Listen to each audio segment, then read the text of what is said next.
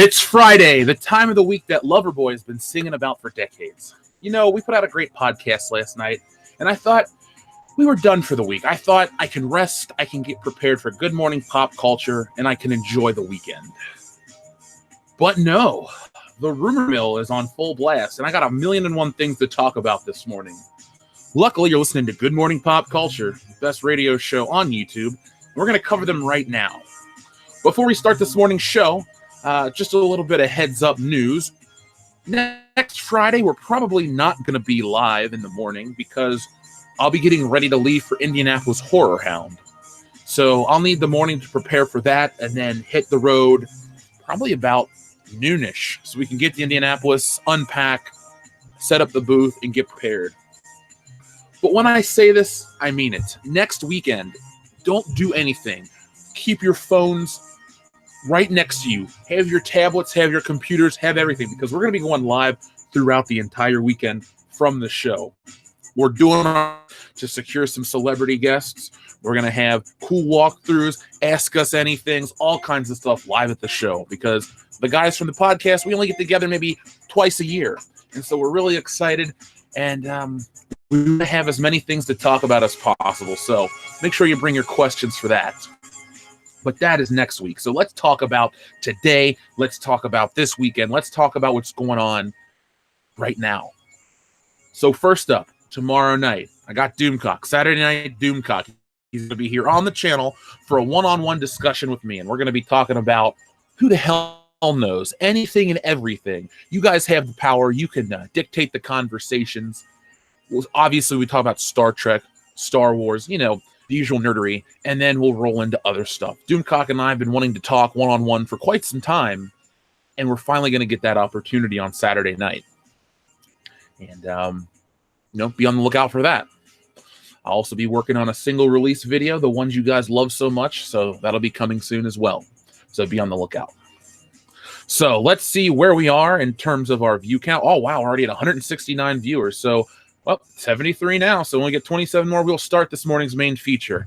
By the way, folks, this morning's main feature is going to be slightly different because while the video is titled Disney Tightens Its Grip and the description talks about the Fox merger, the Rian Johnson rumor comes first because that's just more important. We've been talking about Rian Johnson's trilogy not happening for months, and it seems like the prophecy will be fulfilled. So that's what we all have wanted. At least that's what I've wanted personally.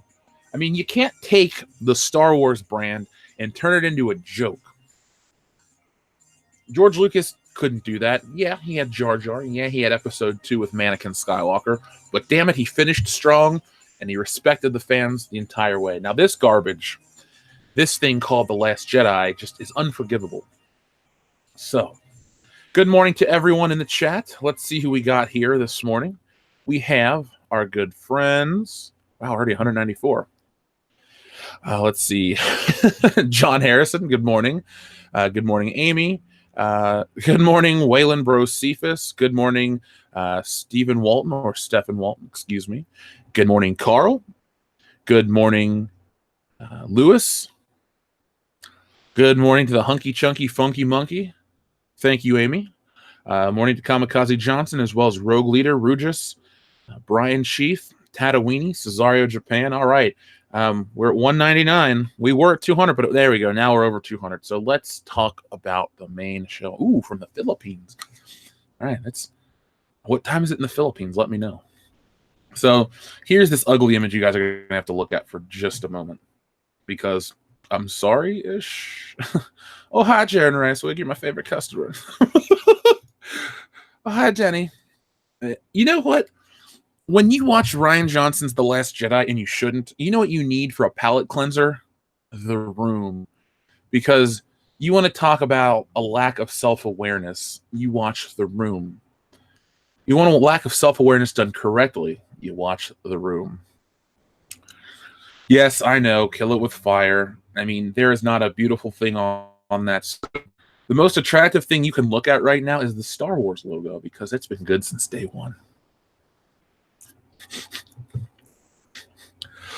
So let's start talking about this. So I woke up to the news from Ethan Van Sciver about Rian Johnson's trilogy is canceled. Rian Johnson's trilogy is canceled. And I thought, okay, what's going on, Ethan?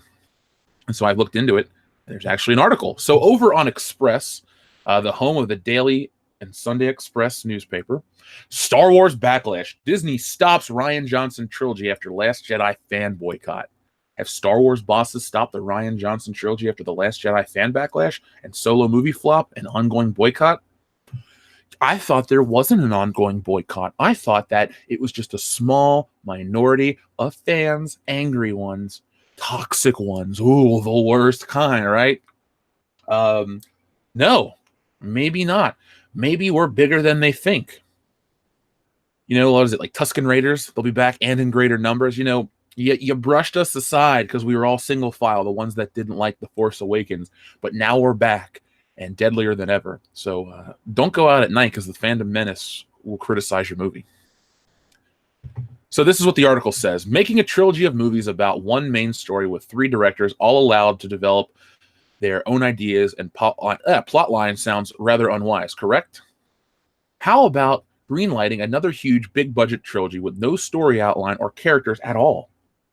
No wonder Disney appears to be suddenly pulling back on its plans made by Rian Johnson and Kathleen Kennedy. Ugh. Especially following the explosive fan reaction to The Last Jedi. Explosive is the right way to describe it. Now, explosive doesn't mean always good. You know, what do you put in front of diarrhea? Explosive diarrhea when it's particularly violent. So that's what The Last Jedi is. Explosive Star Wars. I'm not going to give you a sound effect for that one. New comments from the long-term Star Wars art director Neil Lamont appear to confirm that work on Johnson's divisive trilogy about new galaxies has been stopped, as well as the imperiled Obi-Wan Kenobi spin-off film. Back in December, Johnson told Slash Film, "We just had a really good experience making The Last Jedi. It was like last week of senior year. We were clearing out our lockers and all getting kind of sad." Hold on one second. That is the exact same analogy Mark Hamill made in 2004 on the Empire Dreams documentary. Now, I'm not saying that Rian Johnson is a robot that has no experiences of his own and just rips off Mark Hamill's, but what I am saying is he's a robot with no experiences of his own and rips off Mark Hamill. And then Johnson goes on to say, and I threw that out, I said, the most interesting thing to me would be a new trilogy, one story told over 3 movies, go to new places, meet new folks, come up with a new story to tell in the Star Wars universe. The sky's the limit. That sounds thrilling. And they really responded to that. So we're off. Yeah. And Disney gave the go-ahead with no specific story idea. Yeah, that was it. That was the pitch. Of course, 1 month later, everything had changed, and now it seems it may never happen. I've been saying it for quite a while that this Rian Johnson trilogy won't happen. The way Hollywood operates is that their ego and hubris and the allure, the appearance of success is what they're worried about. You know, they want the appearance of power. Like Han Solo says in the Death Star, we're all fine here, all fine now. Thank you. How are you? They're in that mode right now. You know, we're sending the squad up. We're going to take out this Rian Johnson trilogy from existence. I think we actually already have. The damage has been done. You know, like I keep saying in all the videos, I would kill to know what, to be a fly on the wall or have access to the email server to know what the internal discussion about the Rian Johnson trilogy has been post The Last Jedi. I mean, you can buy off critics, you can get dumb fans to fight your fight, but eventually when the tides turn and the majority dislike your product, well, then you're done. You're just done. There's nothing they can do to sway the morale of the fan base, if you will. And then we had Solo come out, and we were constantly bombarded with more SJW garbage in our entertainment. And boom, here we are. There's a possibility that this ain't happening. Now, the article goes on to say that The Last Jedi was released. It unleashed a staggering and unexpected backlash, with a vocal part of the fandom furious over numerous things, including the treatment of Luke, dismissal of Snoke, and fudging Rey's parentage. I was bothered by the treatment of Luke because I felt it went against everything he was. It changed his character just for the sake of the story, which didn't work for me. Didn't really care about Snoke because I didn't like Snoke theories and I didn't like Snoke in The Force Awakens. And Rey's parentage didn't matter to me because I'm not a Rey fan. That's not what I had my hat hanging on. I was hoping that we were going to get something deeper and better than The Force Awakens, more original, but it wasn't more original at all. You know, we've all seen those memes. Oh, you want something new and original, and then you bitch about The Last Jedi. It's like, The Last Jedi wasn't new and original. It's the same premise as The Empire Strikes Back, and then it has similar tones to Return of the Jedi. They're out of shit to rip off for this prequel trilogy. Excuse me, the sequel trilogy from the originals. But you know who it all falls on? Kathleen Kennedy. It's her fault. It's all her fault. Now, Lamont, the guy that we talked about yesterday about going back to Tatooine, I don't think so, which was an LL Cool J reference. It says Lamont appears to have confirmed two major Star Wars rumors. First, Tatooine is Obi-Wan's home planet, and this movie has already been reported to be based there. Speculation that as the movie hit the rocks were already widespread. And the projects in the other galaxies are indeed Rian Johnson's 3 films. There is another major blow to all the plans laid by directors and Kathleen Kennedy to take the Star Wars universe in a different direction. A direction fans and now perhaps Disney no longer wish to pursue. Sorry, there's a picture of Kathleen Kennedy on screen and a picture of Michael Caine, and it's just kind of, I like Michael Caine, I dislike Kathleen Kennedy, and Rian Johnson's just, ugh. So as of now, it's rumor. It's going based off of what we're hearing from, I think his name was Neil Lamont, the production designer. But we know that the Tatooine film is not going to be, the way we expect it to be.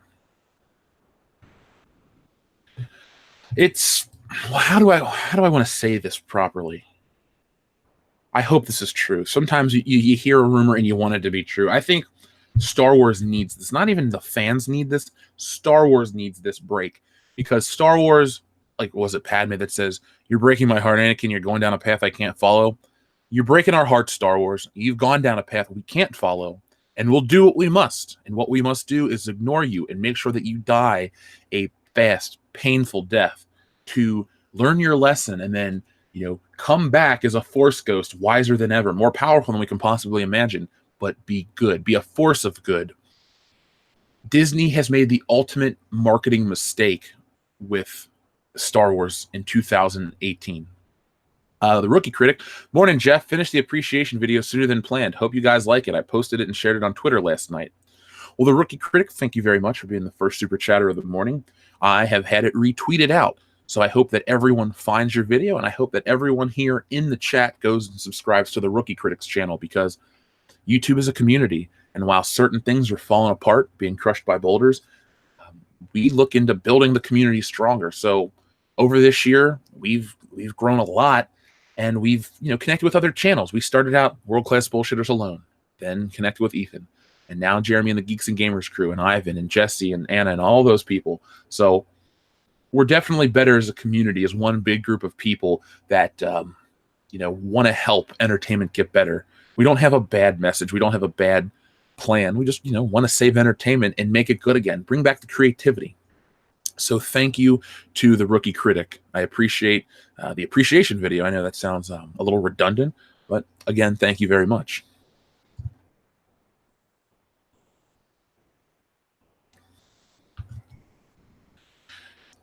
They should all be Force Ghost puppets. What's funny is puppet is a word I would use to describe Rian Johnson and Kathleen Kennedy. If anyone ever tells you that Kathleen Kennedy is the mastermind behind all of this shit, no. She's like a broke Dick Palpatine. She has the hood, she's got the bad skin and the wrinkles, but she really just messed up everything. She wasn't even, her master plan fell apart. Palpatine got control of the Senate during emergency times, held on to that, was able to execute Order 66, wipe out the Jedi, and therefore, and so forth. I'm really talking about a lot of the prequel stuff this morning, and it's really flowing through me. It's like I watched it recently, but again, I haven't watched it in many, many months. No, but she just is so inept with all of this stuff. Kathleen Kennedy may be the worst president of a film studio in the modern era. I don't know if Amy Pascal was the president of Sony, but both her and Kathleen Kennedy have made monumental mistakes. And those monumental mistakes stem from taking a beloved franchise that appeals to everyone, male and female, and you try to contort it, twist it, put it in a box, and market, 2017, 16, 15, 18 politics. Either you could call it feminist, you could call it SJW, you could call it woke. What I call it a mistake. When you try to take these beloved things and bastardize them, you get failures. Ghostbusters, failure. New Star Wars, failure. It's getting back to when you think of Ghostbusters, you think of the good ones with Bill Murray. I never thought any other Ghostbusters besides Bill Murray.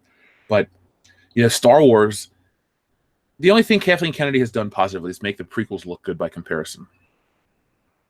Jared Ricewick, thank you very much. The boulder in Indy 1 was Ryan's head.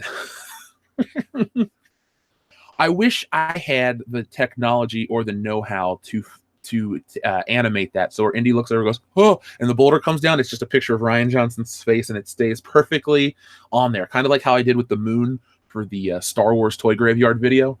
Something like that. The Rookie Critic, again, thank you very much. As lame as Star Wars might be lately, at least we have you guys making content that connects true fans and entertains everyone. Thank you very much, The Rookie Critic. Again, that's a very nice thing to say. Stuff like that does keep us motivated through the times where you got, people writing articles about you or people taking pot shots or threatening you on Twitter and stuff like that. You just sit back and you realize there's a big community out there of people that like what we do. And I want to keep that community happy and engaged and having a good time. And it seems like every time Star Wars comes out in the news, it's another mistake. They're paying for the mistakes they made earlier. They didn't plant a strong foundation earlier on. Off Course Overland, thank you very much. Celebration scene from End of Return of the Jedi. I'm down with that, only if we use the 97 music. You don't have to have the Wisa Free from Jar Jar and all that garbage, but I do prefer the Celebration theme over Yub Nub, because Yub Nub sucks. Sorry if I offended anyone, but sorry, not sorry. Let's put it like that. Darth Tico, welcome back. Morning, Jeff. Disney finally fired Roundhead? No, there is a rumor right here from Express. Maybe I should put this on screen so you guys can see the article that I look at, because I'm sorry that you have to look at that balding baby, Rajai. Ew, Rajai. Let's not call him that.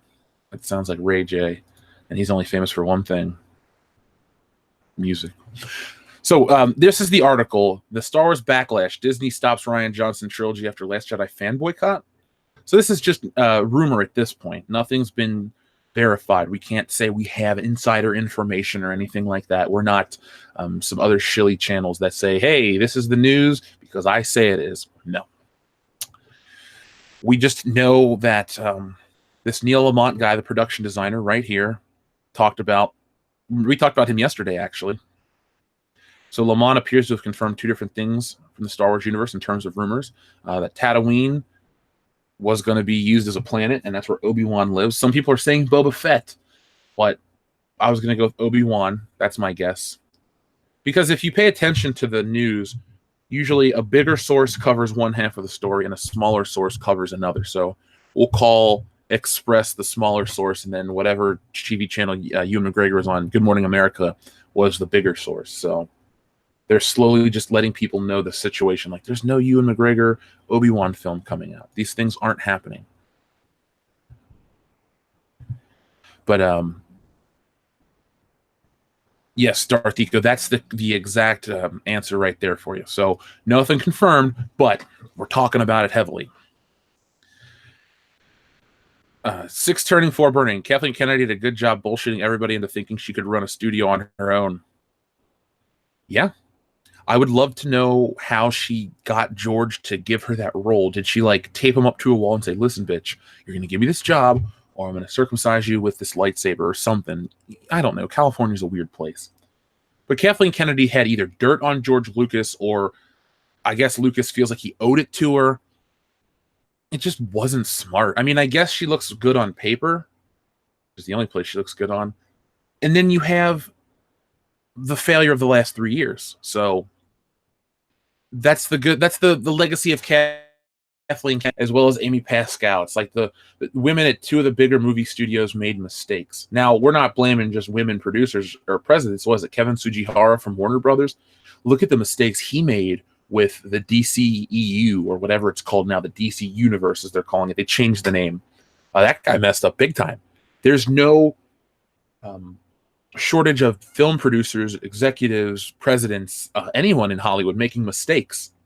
We don't even have to get into the political aspect of it from Miramax. We can talk about the three I mentioned, or we can talk about the positives like a Kevin Feige. So there are tons and tons of people out there in Hollywood who have the power that are messing up.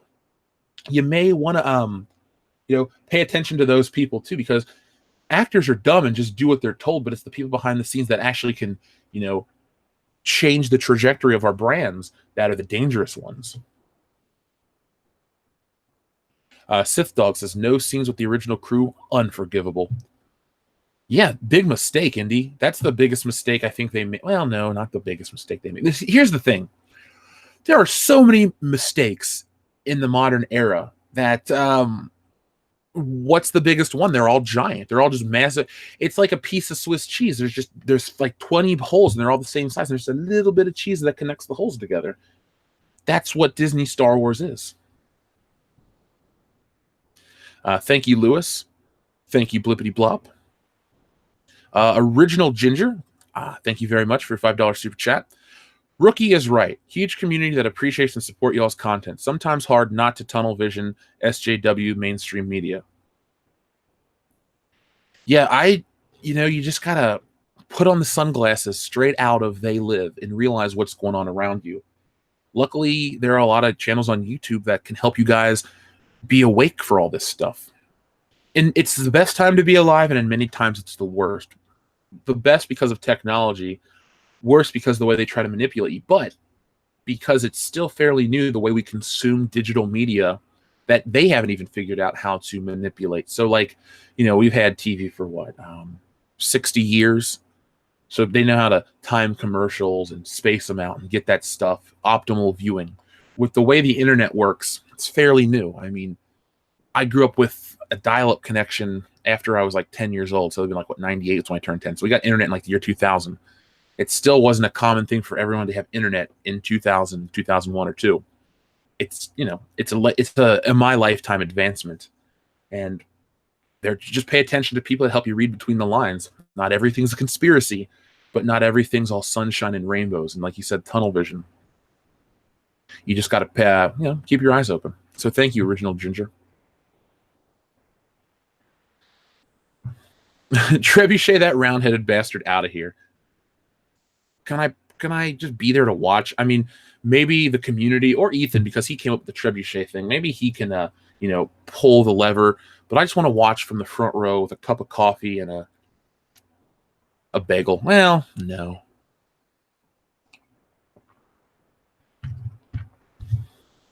I used to listen to Steve Austin's podcast every once in a while. Oh, good Conan O'Brien reference. Now, here's the thing. We have quite a bit to talk about in terms of Star Wars. Now, I don't know if this has been covered yet. I know Ethan and Jeremy usually get, ahead of a lot of things, but I don't think they've covered this Star Wars rumor. So let's learn about this one together. Do you guys want to learn about this together? Press 1 if you want to learn about it.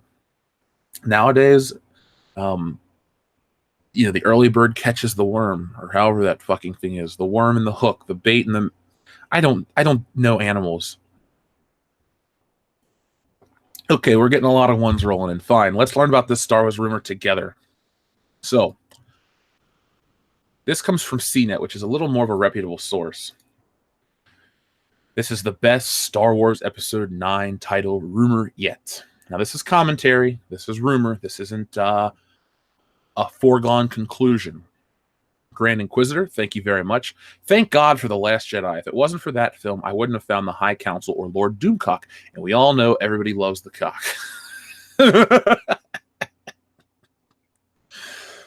Yeah, we do. Everybody loves him. He's got the best voice on YouTube. and I want to be working with him soon. Now, I talked about the Ryan the Boatmaker video. It's just been a very busy week, and it's going to be a little busier, but we are going to do Ryan the Boatmaker with all the people from the High Council involved, and Ethan and Doomcock. So don't forget that. Make sure you give Subversive Jake your follow on Twitter, and we haven't forgotten about you, my friend. We're just, tied up right now. Insanity Methods. Did you see Rian Johnson's new tweet about the milking scene? I have not. I try to stay away from Twitter, and if I have to be on Twitter, I stay away from Rian Johnson because I don't like the internet's version of Chernobyl. It's just radiation, and you're going to get sick looking at it. AM Fitness, cool name. How to Save Star Wars. Kathleen Kennedy out, Rian Johnson out. Story Group out. With you 100%. You just get rid of them all. You wipe them clean. What is it? Cleansing by fire, if you will. Do something like that.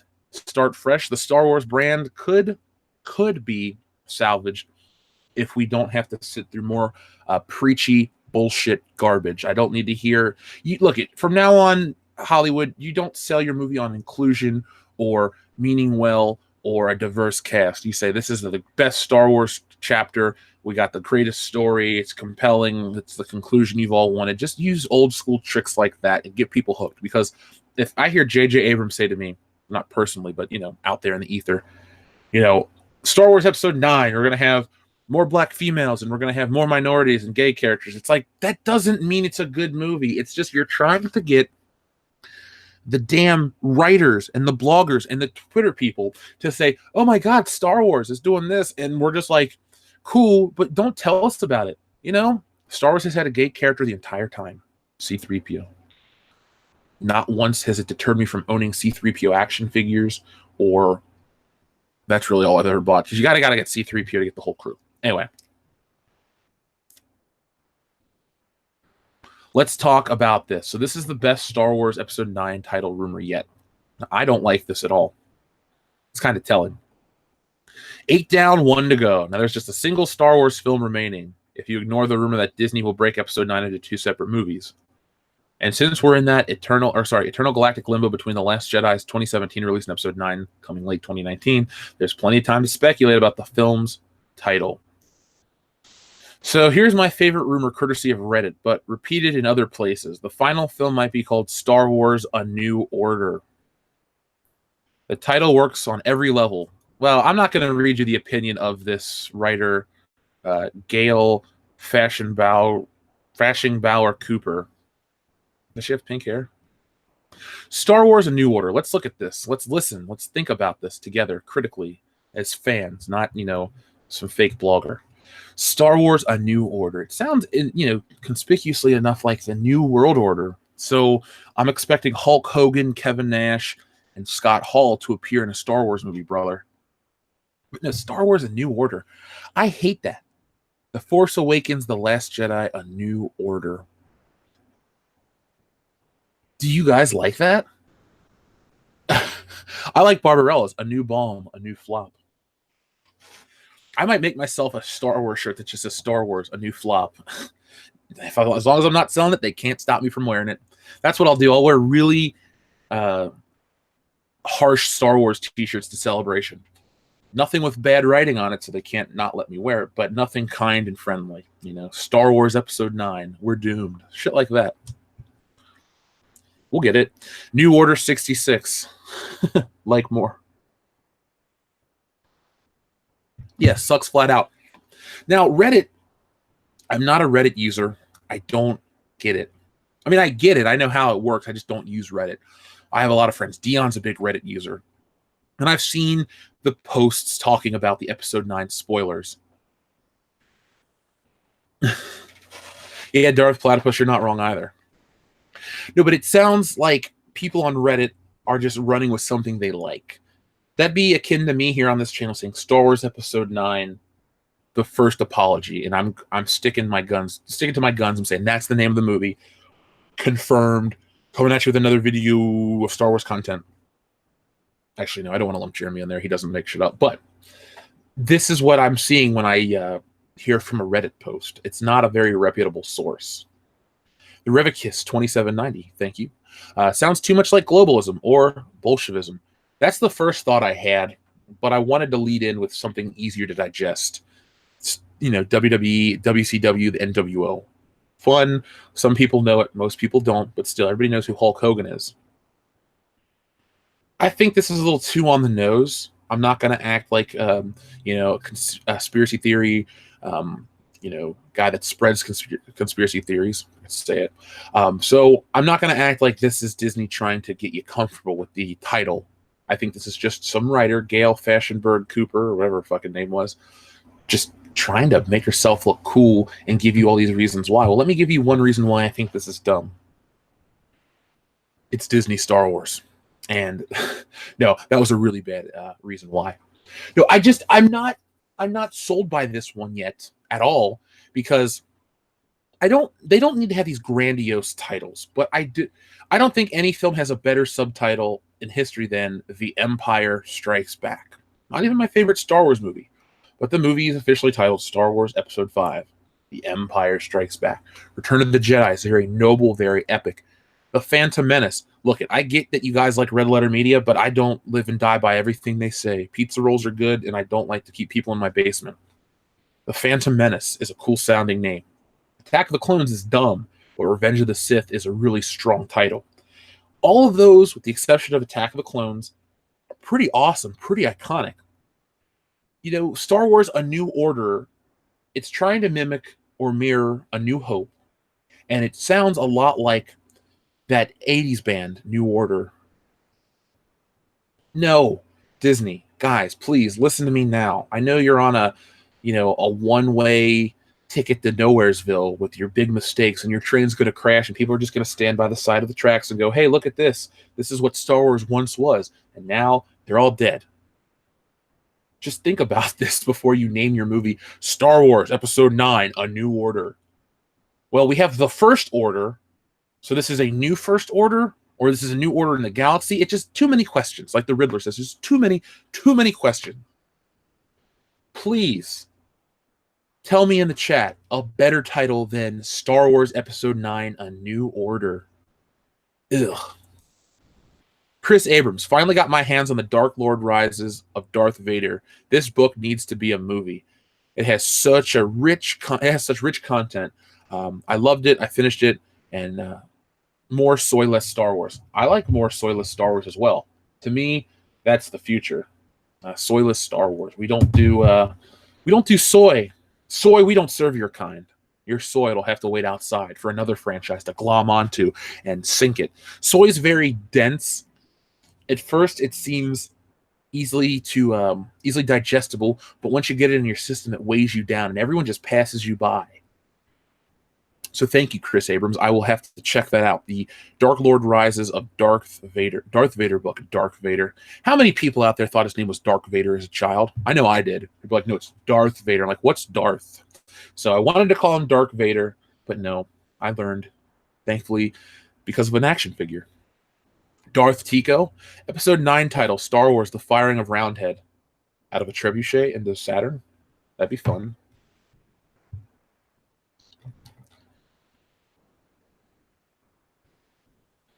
Let's see, our friend the Kinky Pinky says, Ruin, you're breaking my ass. You're going down a hole I can't follow. Don't use the Force. That makes it rip. Oh, man. Oh, Kinky Pinkies, you definitely live up to your name. We hung out with the Kinky Pinkies off air till about 4 a.m. And it was a lot of fun. Like, if you guys have movies that you want to be on commentaries for, try to schedule them for a Saturday night, because that's when you can get the most out of world-class bullshitters. We'll be drinking, we'll be tired, but we'll get kind of weird. You know how that gets. Oh, yeah, Kinky Pinkies. Yeah, it'll be forced sex. I gotta be careful what I say on air nowadays, because, they're listening. Billy Ritchie, you hear WWE's going SJW? Ethan posted about it. Dude, WWE's been going SJW for years. When I went to the show, they talked about the all-female pay-per-view. I guess if Ethan's talking about WWE content, I better be like, yo, man, let me tell you about the beginning of this shit. She's called Stephanie McMahon, and she's a dirty, skeevy, trash bag. Never mind. If you know WWE, you know the rest. Yeah, Billy Ritchie, I'll have to check that out, though. I haven't had too much time to watch Ethan's videos, but I will because I like the sound of his voice. Hello, everyone. This is Ethan Van Skyver. I'm Cars Pro Secrets, 26-year veteran. Idio Hugima, thank you very much. It could fit. I mean, I would certainly order a new Star Wars away from this rubbish. I see what you did there, Idio Hugima. I see it. I like it too, actually. Sometimes puns early in the morning rub me the wrong way. But no, it's a new day, and I'm down with that. Double wrestling reference. If you got that, high five. You're my hero of the day. Let me tell you about the Force, brother. Eddie Max Vandor, thank you very much. Star Wars, a Taco Bell order. Ew, it is shit. Let's see. We have New Empire 2.0. Episode 9, we fire Rian Johnson. Requiem for a Wren. Now, that one sounds kind of cool. I mean, they will never do it, but I don't dislike that one. Star Wars, A New Order canceled. Star Wars, we got you. I threw up a little thinking about this. A New Order could be the tease that Reylo is going to be a thing. That wasn't for comedic effect either. When I say Reylo, I get like a weird, like tense feeling in my stomach. I don't like it. Star Wars, A New Trigger. I like that one. Happy Rusev and Lana Day. Happy Rusev Day to you too, my friend. Star Wars Episode 9, A New Muff. I think we need a new muff in Star Wars. The last couple, I'll pass. Even though I like Amelia Clark, she's just so bad at acting. Episode 9, My Name is Jeff. Cool, put my name on a title. It'll just be my face. Star Wars. Somebody would buy that shirt. Let's see.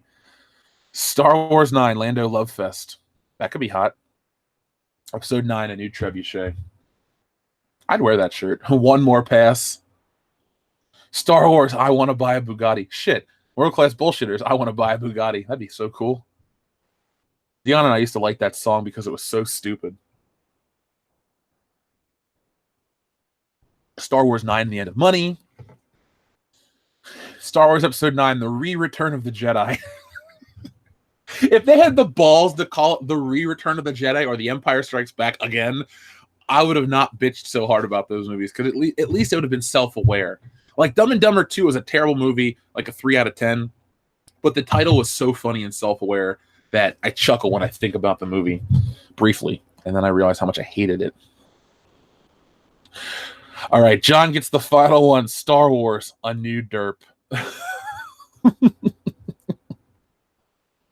It is a very derpy time in the universe. Lord Darth Kathleen Kennedy has taken over. Oh my God. Well, speaking of taking over, now I don't get on this channel and say I told you so very often because it's not very becoming. But God damn it, in this case, I told you so. So take a look at your screen, and if you're just listening at work, you're working and lurking, let me read it for you. Disney to take over Avatar and X-Men as Fox is downsized post-acquisition.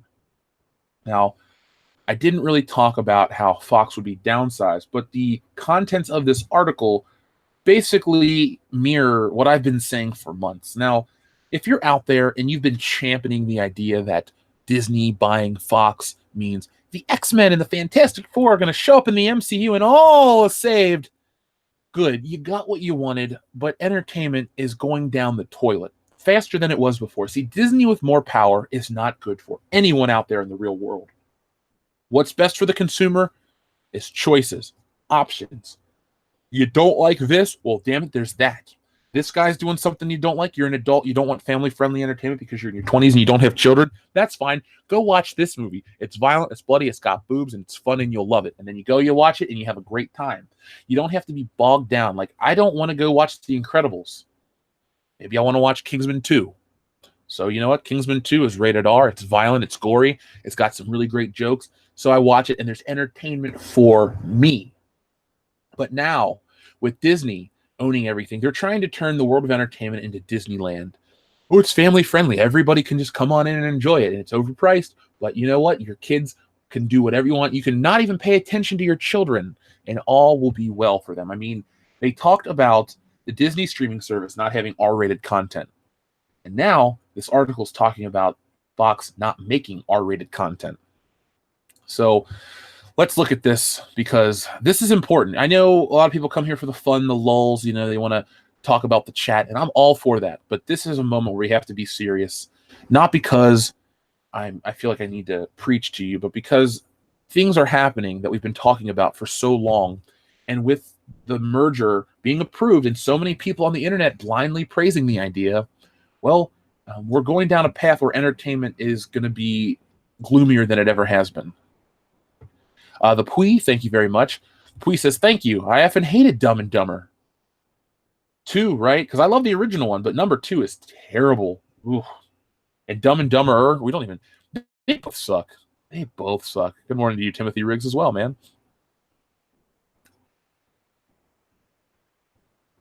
So here we go. This is from Screen Rant, the only website we use because I like to use ad blocker and stick it to them. So it says Walt Disney Studios will reportedly take over development of the Avatar and X-Men movie franchise following the downsizing of 20th Century Fox after the impending acquisition completes. Last year, Disney made a bid to acquire 21st Century Fox's movie and TV assets, including studios such as 20th Century Fox Television, FX Networks, and more, for just over $52 billion. But a bidding war with Comcast forced them to up their bid to a whopping $71.3 billion in cash and stock. Fox later agreed to the offer, and the acquisition is now well underway. Until the acquisition is completed, both 20th Century Fox and the Walt Disney Studios, including Marvel, will have to operate as normal as if the buyout wasn't happening at all, which is part of the gun-jumping rule enforced by the U.S. Department of Justice. But that doesn't mean both studios can't have ideas for what will happen to their properties post-acquisition.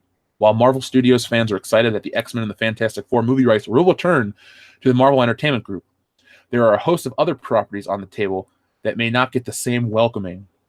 The Wall Street Journal reports that 20th Century Fox movie studio will be significantly downsized following Disney's acquisition, which is why the House of Mouse will most likely take over the development of Avatar and the X-Men movie franchises, considering that those two properties are the biggest films at the moment. This would most likely be different than how Lucasfilm and Marvel operate under Walt Disney.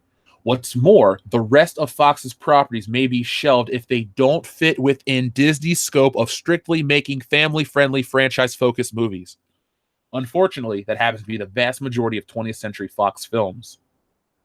While 20th Century Fox has its fair share of franchises under its belt, Alien, Predator, Planet of the Apes, etc., they are primarily known as a studio that isn't averse to taking risks, which is why Disney is so keen on keeping Fox Searchlight in business after the buyout goes through. And then the rest is just talking about independent stuff. But let's pay attention to that big line right here. What's more, the rest of Fox's properties may be shelved if they don't fit within Disney's scope of strictly making family-friendly franchise-focused movies. Unfortunately, that happens to be the vast majority of 20th Century Fox films. So everybody out there that got wet for the prospect of the Fantastic Four and the X-Men showing up, say goodbye to Deadpool. You can go on and on about this and that, and oh my God, I get to see Mr. Fantastic. Like 10 people out there really loved Fantastic Four. Before all this shit went down with Disney not printing the book, Marvel not printing the book, Fantastic Four sales numbers weren't that huge. Fantastic Four may be called the first family of Marvel, but they're not their number one seller. They're nowhere near the top 10, 20, whatever. Fantastic Four just isn't the hit property. The movies failed back in the day. You didn't really have a lot of Fantastic Four presence in my lifetime. But because you get that in the X-Men, there's no longer any Hugh Jackman. Well, you get that, but say goodbye to Deadpool, the thing that's fresh and different. So if you liked Deadpool 1 like I did, I loved it. And if you liked 2, which a lot of people did, it was a huge hit. Well, you're not going to get that anymore. I wish people... Nothing is... The public opinion of this isn't going to sway or change the facts of it going down. But I hope this impacts your desire to purchase Disney products, their streaming services, all of that stuff out there. This isn't something to be taken lightly. Alien, no more. Maybe that's for the best case, but you'll never see another Die Hard. You'll never see, after this, Predator. You'll never see that. There's R-rated action franchises are going to go away. Thankfully, John Wick is not owned by 20th Century Fox. And thankfully, the Planet of the Apes trilogy was completed because I loved that trilogy. I bought it on Blu-ray, all of them. it's just not good for the consumer to have so little in terms of options.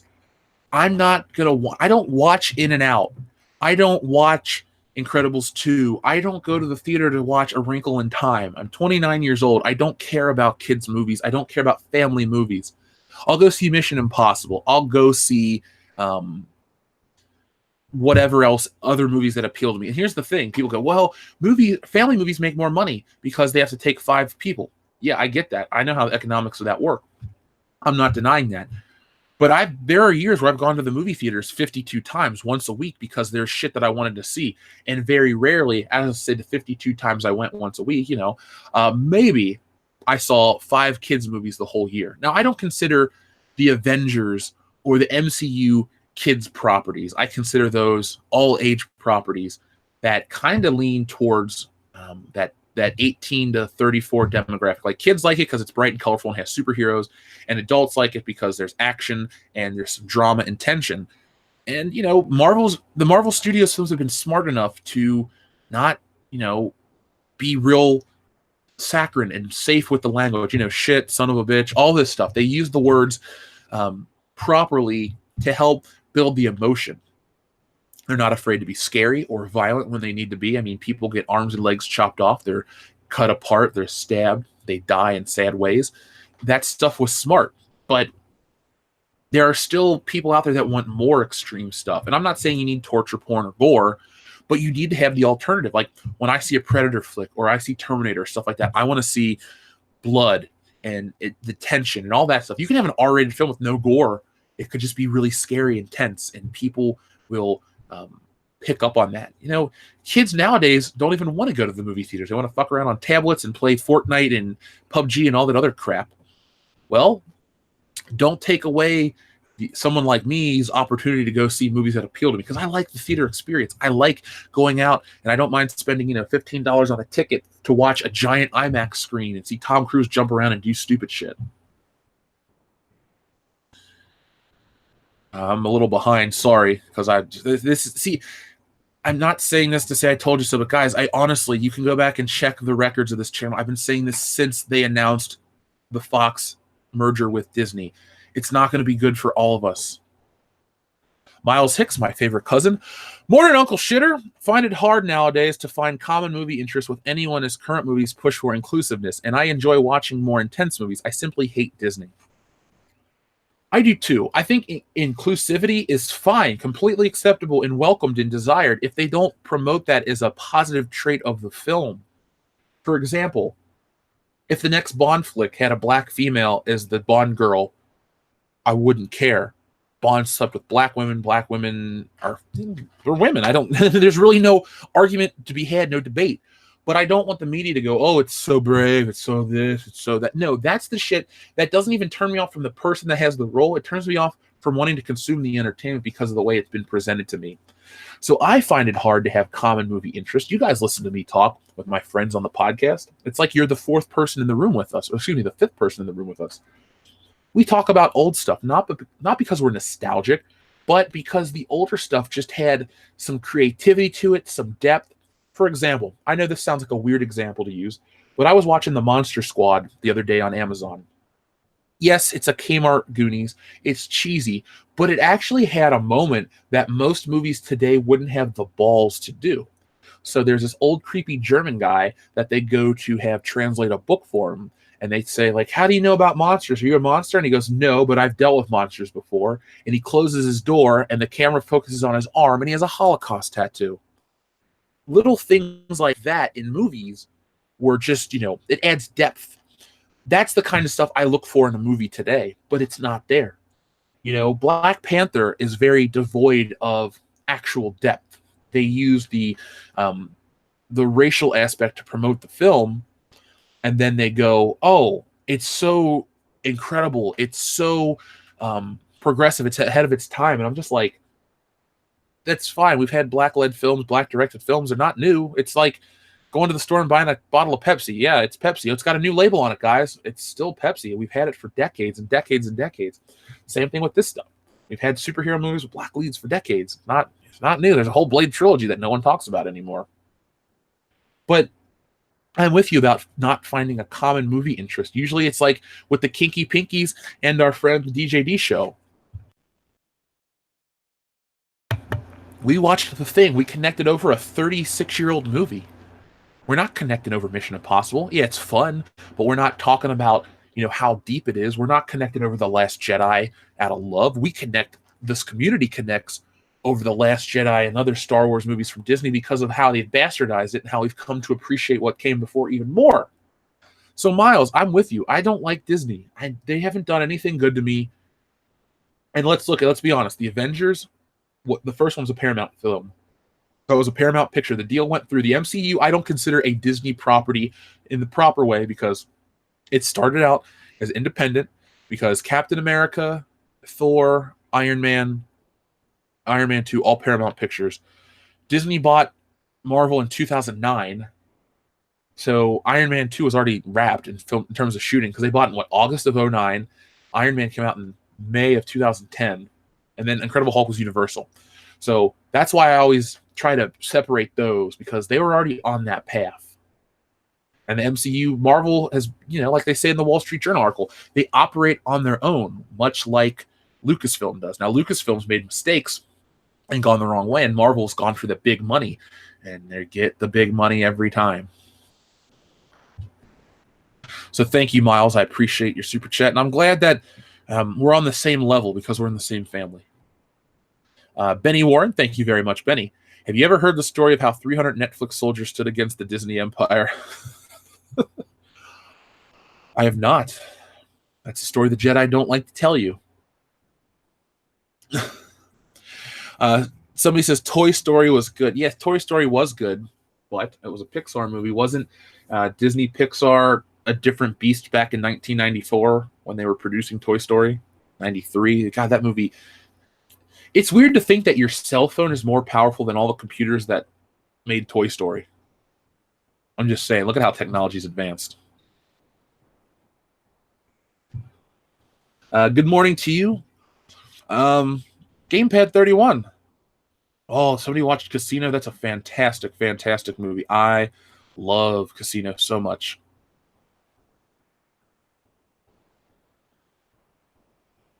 Let's see. 007 was always an equal opportunity ladies' man. Very true. Black, white, Asian, Latina, European, American, Swiss. Doesn't matter. That's the approach I take too. Tech is advancing, but studies say human IQ is dropping. I guess because you become so reliant upon technology. Now, I don't say this to try to boost myself up, but I guess I'm fortunate enough to be like of the age where I did have to use books and do research in libraries and go out and do stuff. So if somebody said to me, you got to write a research paper without a computer, it would suck, but I would know what to do. The only thing I don't think I could do without is the way modern navigation technology works. I absolutely love being able to go to my phone and type in under maps, In-N-Out Burger, Las Vegas, and it tells me the exact time and direction how to get there. That's for me. It doesn't get any more equal opportunity than Grace Jones in terms of James Bond's love. Oh, yeah. My favorite part of that whole scene when he sleeps with her, though, is when Christopher Walken nods and smiles. He's like, yeah, go for it. So it was kind of interesting to watch that scene. I like A View to a Kill. It's not good, but I like it. I mean, everyone has those movies. Screen Rant says R-rated content will go to Hulu. I have Hulu. Hulu's got a decent library. Actually, it's got a really good library. What I like is that Hulu has all the TV stuff. I guess if all the R-rated content's going to Hulu, I guess I have no reason to ever buy the Disney streaming service. I can get the Marvel movies on Blu-ray, or you can get them real cheap on Black Friday.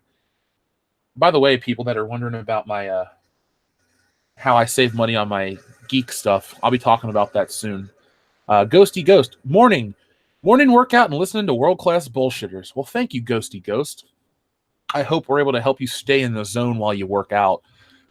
I always have to have music or something rhythmic to listen to, because if I listen to people talk on a podcast while I'm lifting, I tend to focus on their voice and not what I'm going through in terms of emotions. So I find it a little dangerous. And sometimes, you listen to a podcast like this, we make you laugh. And, you don't want to laugh when you're in the middle of a squat. You're down there, you're pushing up, keeping your core tight, and then, insert horse joke, and you drop it and you dislocate your shoulder. So, Ghosty Ghost, be very careful when you listen to world-class bullshitters at the gym. But thank you for your support. And I hope your gains are going well. I know mine are. And I know that some of the other guys are really working hard too. So that's our preventative healthcare plan. We get in shape and we YouTube all day. He's sweating to Jeff. Better than sweating to the oldies with Richard Simmons. Does Jeremy have Richard Simmons hair? I know he talks about how curly it is and he doesn't know how long it'll get. I like to think that Jeremy secretly has Richard Simmons hair. If anyone would like to Photoshop that for me and put it on Twitter, I'll retweet it at me and D-Day Cobra. I will not start singing to keep him in rhythm. I don't have a good singing voice. I don't have the Doomcock, Frank Sinatra-esque voice. I don't sound like my balls are being crushed like Cecil. I just don't have it. I do have rhythm, though, unlike Rian Johnson. Anyone ever seen The Jerk? I watched Hot Fuzz for the first time last night since it came out, and I liked it a lot more this time around. Fantastic movie. I watched Shaun of the Dead yesterday. It's a little more depressing than I remember. It's weird. When you're a teenager, you watch these movies and you think one way about the characters, and then you get to the age of the characters and you can sympathize with them more. Maybe I'll like At World's End when I get to be, 40 years old. But as of now, I watch Shaun of the Dead and I go, man, Ed is such a piece of shit friend. And I think to myself, man, I'm glad I don't have any friends like that, or I've cut those people out of my life that try to bring you down. I don't like that. Yeah, Tim, you get it. The Steve Martin classic. I love that. Today I learned what my special purpose was. I met my friend Patty. She said she had work for me. She gave me I love that movie. Maybe we'll do that as a commentary early next year, maybe at the end of this year.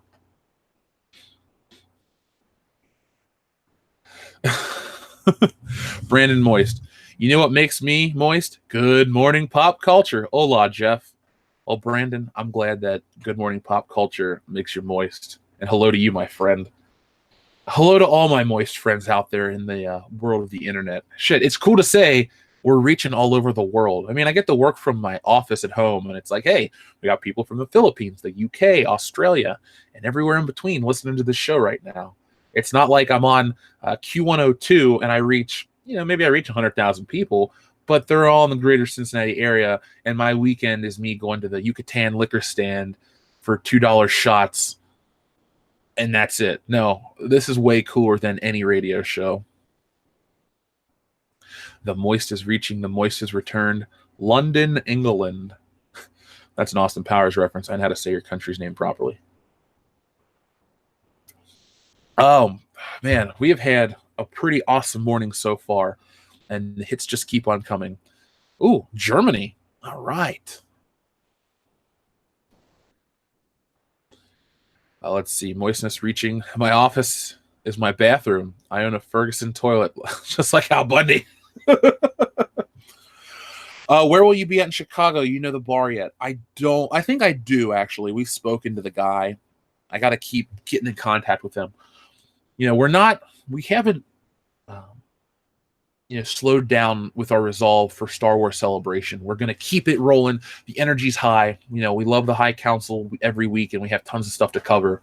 That'll be the boiling point for Star Wars Celebration. And I'll tell you this, guys, if this is the barn burner we expect it to be, the High Council will find a way to come together, and we'll come to another part of the country. We did, we're doing Chicago. Maybe next time we go to New York. The next time California, maybe Texas. We just, the three of us could combine and, have shows like that. Hell, even if we just went to like local hangout spots in these cities and met the local people, that could be the future. We just we're testing out Star Wars Celebration. That's the big thing. DeMille Jr., thank you very much for your super chat. I slit the sheet I slit, and on the slitted sheet I sit. I got through it. Boom. Thank you, Coffee. I need you so much. Thank you, DeMille Jr. I'm somebody. I always think of Rian Johnson. He's like, I'm in the phone book. And he points, and then it's that other guy. and he's like, I'm gonna kill him. That whole movie's great. I'm picking out a thermos for you. I had that movie as a kid on tape. I don't know why, but I had it. It was like mine. My mom bought a bunch of movies from somebody. That's how I got into Beverly Hills Cop, and the other one was The Jerk. 6 turning 4 burning. Thank you very much. Disney needs to take Avatar over. James hasn't done anything with it, and Disney has rides based on the new movies. I hope Disney takes over Avatar and shuts it down because Avatar sucks. I never got the appeal outside of the advancements in 3D technology, and because it made a bunch of money, I don't consider that a good film.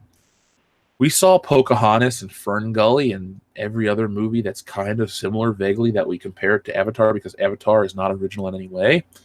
We've all seen the story before. A boy, a girl, and a rainforest. Avatar by James Cameron. So that's a franchise that has no appeal to me. Much like Hunger Games or Harry Potter. Now, I haven't watched Lord of the Rings, but I don't have any like ill will towards it. I saw the first one in theaters. I fell asleep. And everyone goes on and on about number 2 and 3. And I've seen like, clips and scenes on the internet. It's impossible not to. But I'm more open to watch Lord of the Rings. I have no interest in Avatar 2 or anything that comes after it. And The Hobbit looks stupid. I'll never forget Phil bought The Hobbit, whatever the one was, it Desolation of Smaug with the dragon with the gold coins. He puts that on. He's like, yeah, I'm testing out my new TV. And he puts that on, and I'm like, all right, well, I'm going to go home. And now this is back when Phil lived 40 minutes away from my house. That's how adverse I was to watching that movie with him.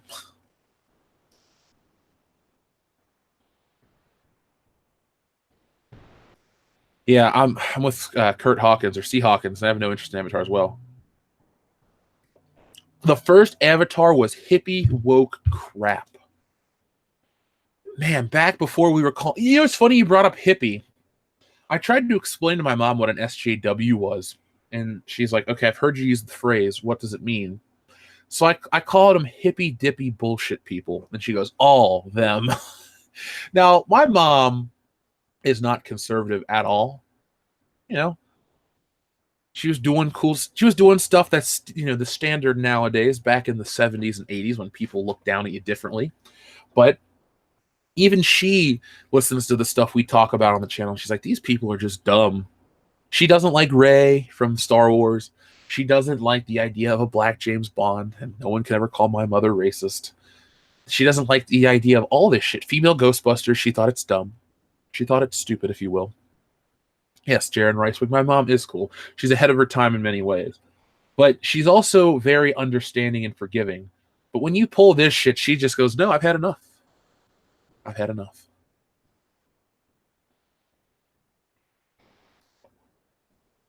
Now, folks, one thing you have to understand, when I tell you guys I hate something or a franchise or a movie, don't ever be embarrassed to let me know you like it and tell me why. Because I don't think any less of you. I know everyone has differing opinions. I think we all have the same feeling towards Disney Star Wars, but the different taste in movies of what makes us interesting as a community. Like, for example, a lot of people requested I watch Buckaroo Banzai. I didn't like it at all, but that doesn't make me, 1, not listen to your recommendations, or 2, dislike your taste in movies. It was just one movie I didn't like. But don't ever have to worry about saying, well, I like this one even though you don't. No, just, announce it. Say it. I like this movie. I like Avatar. I like this. I like that. Awesome. I don't think any less of you. Grand Inquisitor, thank you very much. Derp. I put my hand upon your herp. When I derp, you derp, we derp. You put my hands upon my herp. When I derp, you derp, we derp. I know that song. I actually like that song, The Dip by Freak Nasty. Maybe Jeff will put out a rap album in 2019. Derpin' Ain't Easy. That'll be the name of the album. I just take all everyone's favorite rap songs and put derps in there. Derp Shady. The real Derp Shady, please stand up. Somebody would buy it. Not Eminem. So he says, I can't believe you don't like Dumb and Dumber. I love the first Dumb and Dumber. It's Dumb and Dumber 2 that I think is stupid. Dumb and Dumber 1 is one of my favorite comedies of all time.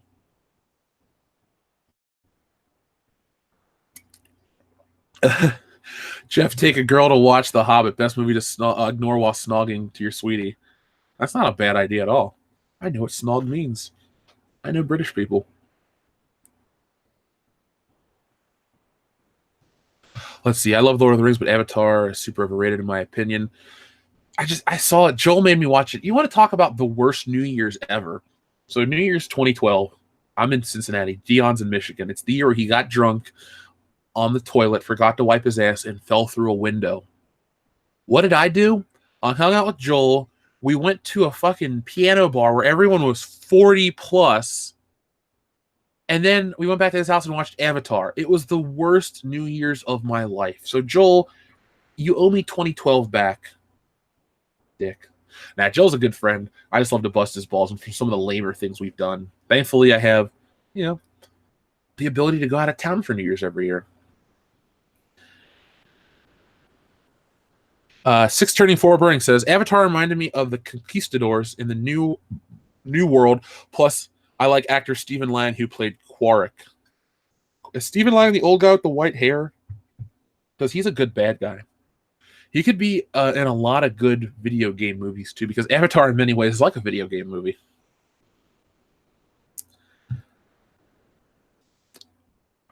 The only thing I can remember is that, scene where the blue people are flying on the bird and, goes down the mountain. And then I remember the part where the girl, bangs a tree.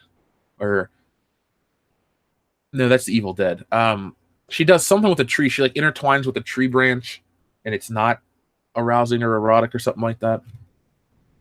I don't know. Sorry. Fantasy just doesn't do it for me. Funky Cold Derpina. I like Funky Cold Derpina. Worst movie in 2012, Total Recall remake. That movie sucked ass. Again, that was another Joel viewing party. I'd have to look at all the movies I saw in 2012. Maybe one of these days on the live stream, I'll have all those lists pulled up, and I can tell you what the worst movie I saw of the year was. John Lance. It's derpy to rock a rhyme that's right on time. It's derpy. How is that? Sorry, Gola82. I didn't realize your name was Joel. I'll say Joel Hastings from now on. There we go, because anyone's like, who's Joel Hastings? Well, he used to be on the show. He was a former member, former bullshitter. Still current friend, though. I'm going to go visit him in September. Brandon Moist has met Stephen Lang. So, Brandon Moist, you're better than all of us. You are very moist. Jeff the Iron Wolf. Avatar equals future Dances with Wolves. It's okay. I remember Dances with Wolves. I'm pretty sure that was one of those movies that McDonald's offered on tape. Let me look that up real quick, because that's just a memory I have as a kid, and I want to make sure it's a real memory, not one of those Mandela effect things. So Dances with Wolves, McDonald's. Yep. Dances with Wolves was available at McDonald's. From Variety, November 16th, 1992. Man, the McDonald's VHS program was so good. I know it's really dated. It's 26 years old, but what else do they have? I don't want that. I don't want the cartoon. I know Wayne's World and Back to the Future were there, and that's what got me into those films. We also had Ghost, $5.99 when you purchase any large sandwich. So you can get a Big Mac and watch Demi Moore and Patrick Swayze get it on. That sounds like a good time. Some of the movies had their own unique boxes. Now, Back to the Future just had a sticker on it that said McDonald's. So glad my mom took me to McDonald's as a child. I discovered my favorite movie. And I didn't even develop childhood diabetes. Idio Hugima says, with The Hobbit, keep in mind that you can read the book faster than watch the trilogy. I love the Lord of the Rings movies, but the Hobbit trilogy was an unnecessary waste of time. Now, I've never read the Lord of the Rings books, but we had to read The Hobbit in grade school. So I do know the story of that, but the movie just... With the Lord of the Rings and the fantasy movies and stuff, it's just they're super long, and I don't like that type of storytelling. I want something quicker and dirtier and to the point. I don't need gore porn or torture porn or vor or whatever you tell me to look up. I just need something a little more concise.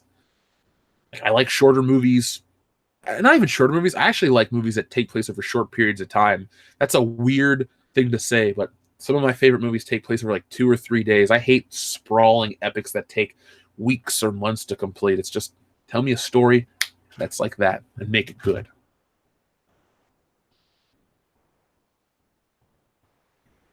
The hunky chunky funky monkey says, "How much muff would Holdo's muff stuff in?" If wow, okay, this is weird. How much muff would Holdo's muff stuff if Holdo's muff could stuff muff? More muff than I would stuff because Holdo's muff is too much. Oof. Ew, God, I don't even think Laura Dern's bad looking. I just can't stand Vice Admiral Holdo. What a shit character. A lot of Total Recall talk in the chat. I love Total Recall. Is that my third favorite Arnold flick? No, it's my second. Predator, Total Recall, Commando. Those are my three favorite Arnold flicks. Then I liked Terminator 2. I like The Running Man, I think, more than I like Terminator. People are talking about Highlander. I like Highlander. Long stories and world building. It wasn't written for today's instant gratification, fast food, social media audience. Very true. I do like Reservoir Dogs.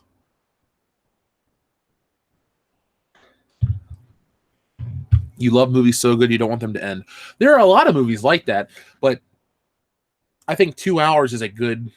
I don't even like Avengers was almost 3 hours. I'm fine. That movie, I liked it so much that I didn't realize 3 hours went by. It was like over. I was like, damn. See, I guess I should clarify. My favorite movies may be over shorter periods of time, like Die Hard. Die Hard's what, 2 hours and change, but it takes place over like 3 or 4 hours. That's what I mean by short periods of times in movies.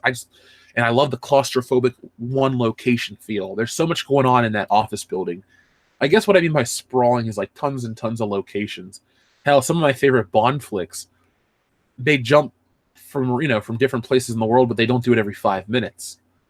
I don't really like those types of movies where it's like Prague, Amsterdam, Kiev, this, that, and the other. It's like, just, the appeal of the story isn't that it's in different places. It's that, it's intense. I guess I like a concentrated intensity in films, if you will. Cesare Japan, we will never see a three-boobed woman on screen again. Yeah, and that's a good thing. I mean, I was surprised we saw it in the Total Recall 2012 remake. I remember I was looking through my Facebook history and I posted about, hey, they had the three-boob woman in Total Recall. And I still wasn't sold on that movie. That was the one with Jessica Biel, right? I think so. No. Did you know that all the Die Hard and Die Hard 2 were filmed in LA? Hell, the first video game on NES was based on the first movie. I was aware that Die Hard was filmed in LA because the Nakatomi Plaza building is the Fox building, or it was, not the Disney building. I don't know exactly what it's called now. Did I like Cliffhanger? Yeah, that movie's fine. It's one of those movies you watch and you're not like expecting to be moved, but it's on like a Saturday afternoon and you can drink a couple beers and keep it on in the background. It's perfect for that.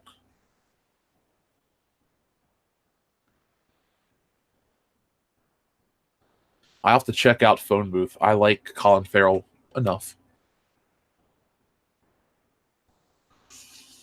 John Lithgow's a great bad guy. John Lithgow's a great actor overall. I've been watching Third Rock from the Sun. Like, what I'll do is, like, I'll do the show, I'll take a little break, and I'll get to work. Like, I worked on the Indiegogo thing yesterday. I sent that off to the colorist, which is exciting because you guys are going to see it sooner than you think. So I sent that out, and that was fun and exciting. And now I take a little break every once in a while, and I'll watch an episode of Third Rock from the Sun. So there's Bale, Three Nipples, and James Bond. Yes, Francisco Scaramanga. Six Turning, Four Burning says, Lang played Agent Winstead in Public Enemies, killed John Dillinger. That was the Johnny Depp movie, right? That gangster flick. You see, movies that came out at that point, when I was in college, I didn't really have a lot of time for them. Like, I would do my schoolwork and either play video games, or when I was dating that one girl, her and I would do what teenagers do. So I missed a lot of movies in that period of time. Hell, it took me almost a year to see Step Brothers after it came out. So there we go.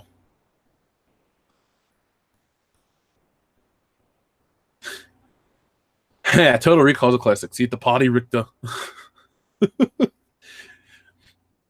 Oh, Kawato and George and all that crap.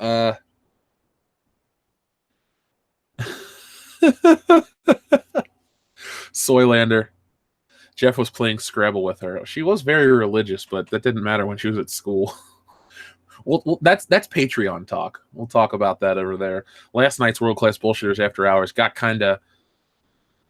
good. We'll put it like that. You might want to check that out if you're a listener over there. It's an extra 55 minutes of the podcast. It starts out as the bro show, and we talk about all kinds of private stuff.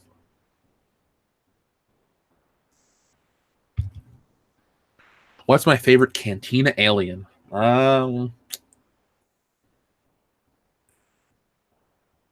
The Wolfman or the elephant creature?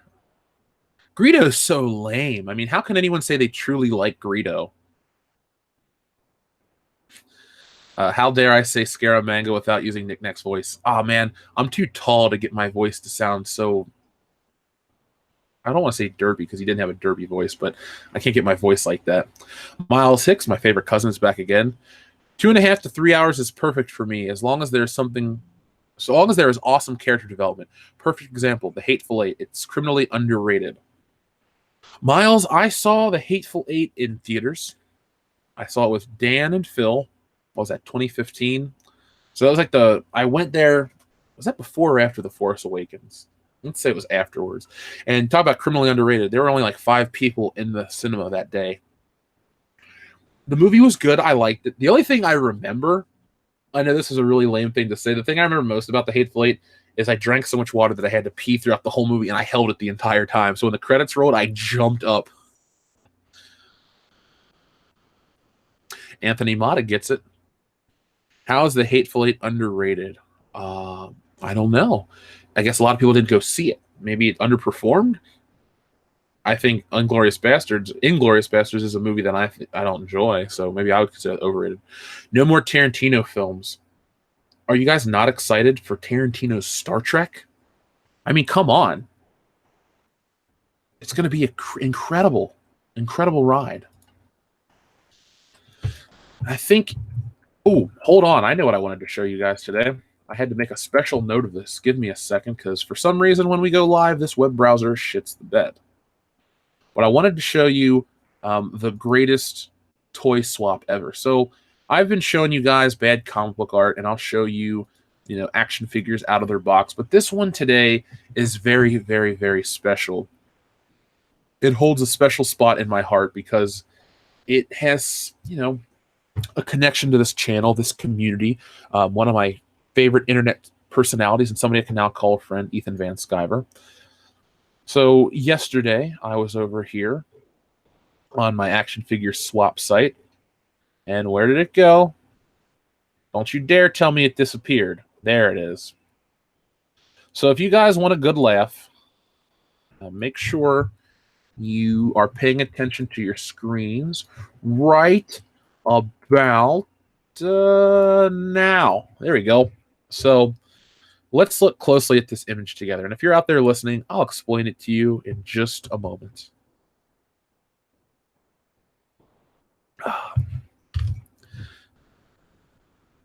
Hey, Jeff, what about Mantis from the 90s? It started a black superhero. I think I've heard about that show. Was it the guy in the wheelchair or something? No. I'll have to look back into it. I know I've discussed it before. All right. So, yes. If you're only listening to the show right now, that's fine. Yeah, the entire chat is blowing up. So it is a Black Series Gamorrean Guard box, and inside the box is a Rose Tico figure, her rifle, some plastic effects to simulate gunfire, and an ear of corn. Or should I say a little Lego man in corn. Yes, that is a corn Lego man in the box. So this comes from a Facebook page called Action Figure Swap. And, I mean, come on. How do you not see the...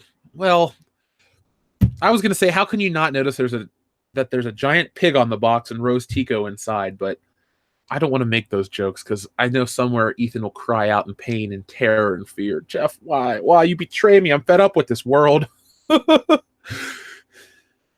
Is Tico trying anal because of the corn? Maybe. Cesaria Japan says, I didn't know Lego branched out into sex toys. Well, it's 2018 and the world is a much different place than you realize. The corn boy is EVS. Who knocked up the Tico? Ethan. I bet she gets the whole cobbin. Lando, I bet you could get the whole cobbin. Yes, this is the Black Series 6-inch Rose Tico that is overpriced. By pig, you mean Gamorrean? Yes, I do. Gentlemen, behold, corn. I just saw this scrolling through, and I was like, what the hell? When I see these action figure swaps and these other things, I enjoy them so much. It's a nice way for me to break up the monotony of Facebook, because Facebook is full of fake profiles and all this other garbage that people are perpetuating online and taking the fun out of it. And thankfully this helps us change up the record. So what do you think of Rose Tico with her cob of corn? Like, do me a favor, pitch me in the chat your best idea for what Rose Tico does with the cob of corn after The Last Jedi. Because right now I'm going to pull up today's bad comic book art. Now, I try not to pick on Rob Liefeld every day because it's not fun if you always are like, it's Rob Liefeld day, it's Rob Liefeld day. But I mean, when you got, stilt legs lady and a man with giant boobs called Captain America, I mean, sometimes you gotta call Rob Liefeld, and be like, yo, it's terrible. Damn it. It looks like we're going to be looking at Rob Liefeld again today. Sorry, Rob. I'd love to have you on the channel. I respect you as a person. And you seem so friendly and nice. So let's have a good laugh. You know what? Normally, I'd try to do one a day, but it's Friday. It's the weekend. Let's have some fun. So first off, let's start out with something really dark. So here's our first piece of comic book art for today. And let's stop looking at the Rose Tico, and let's enjoy this. And that looks kind of small on screen. Let me zoom in a little. Boom. Now this is a meme, but this is just oddly drawn. Timothy Riggs says, accessory corn ridged for her pleasure. Butt corn. Ew. I thought we said no porn. Yeah, well, technically this isn't. Any volunteer artists for bad art? I have to say, all the art that we're sent is really good. We usually get it just from Curtis Hammond, and that guy is a great artist. He's a lot of fun. Like, he tells really good stories. Like EVS says, you have so much talent, and you use your talent for evil. Is that Luke Skywalker crying? Is this an early Ethan comic? No, this is this is what, 70s? I didn't know Rian Johnson wrote Superman comics. Oh my God, you guys are savage in the chat right now. Damn.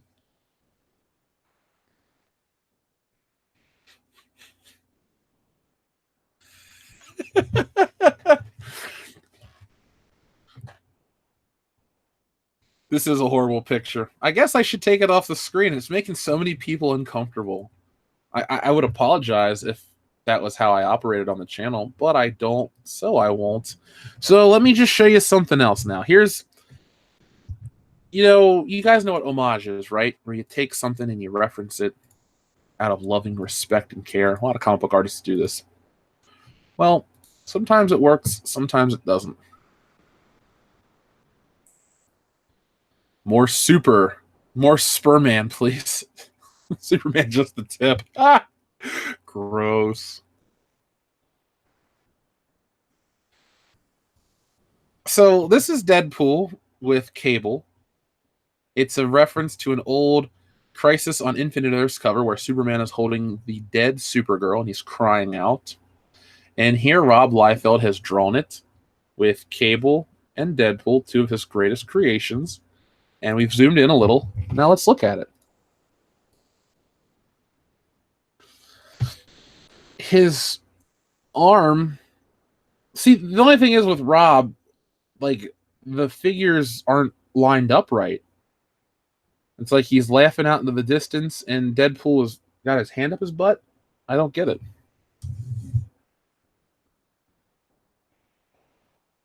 Raul, you remind me to do that, and I'll do that on Tuesday's show. The Bruce Wayne and Robin in bed together. Sorian Sky says, that Soup's cover was guns a-blazing. I see what you did there with the spelling. I like it. I respect that. Thank you. Yeah, where are his hands? What's with his face? He's happy. He's sad. He's Cable. Deadpool the fisting. Deadpool and Cable puppet show. There we go. I like that. Cable laughed himself to death. Very true.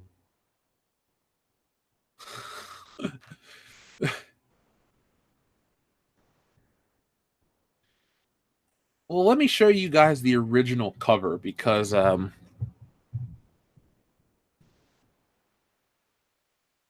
great. I wouldn't even call it the original cover because they used it for X-Men did it first, I believe, because Crisis on Infinite Earths is 1985 or 6. And they did it first in X-Men. So here, let's show you the evolution of this cover because, you know, maybe we poke fun at bad comic book art, but at the same time, I do like to teach a little bit about the history of comic book art. So, yeah, X-Men did this first. So George Perez copied the X-Men, and this is a very basic pose, so it's not like it's infringing on artistic originality or anything like that. So I'm going to give everyone another minute to look at Cable and Deadpool. You can draw your own conclusions. Nightmare fuel, says Peter. Well, Peter, you're not wrong. Oh, Rob. If only I had your money to draw. Cable looks like EVS after EVS went a little too far with his pie-eating antics. Yeah. You know, Cable looks like Fire Marshal Bill here.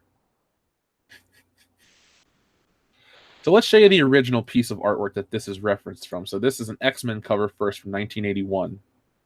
1980. The Uncanny X-Men number 136, drawn by John Byrne and inked by Terry Austin. Correct? Yeah, I think. Or is that? Yeah, I think that's. Yeah, this is John Byrne and Terry Austin. So this is truly great art right here. X-Men drawn by John Byrne is fantastic. Now, see, everybody remembers this cover. There's a reason John Byrne was the guy for the. He was the one of the most in-demand artists for the '80s. He was making the big bucks. He had a boat. He's still in demand. Like, I'll give John Byrne all the respect in the world. Hell, I'll give Rob Liefeld all the respect in the world too, because they're pioneers. They did what they did.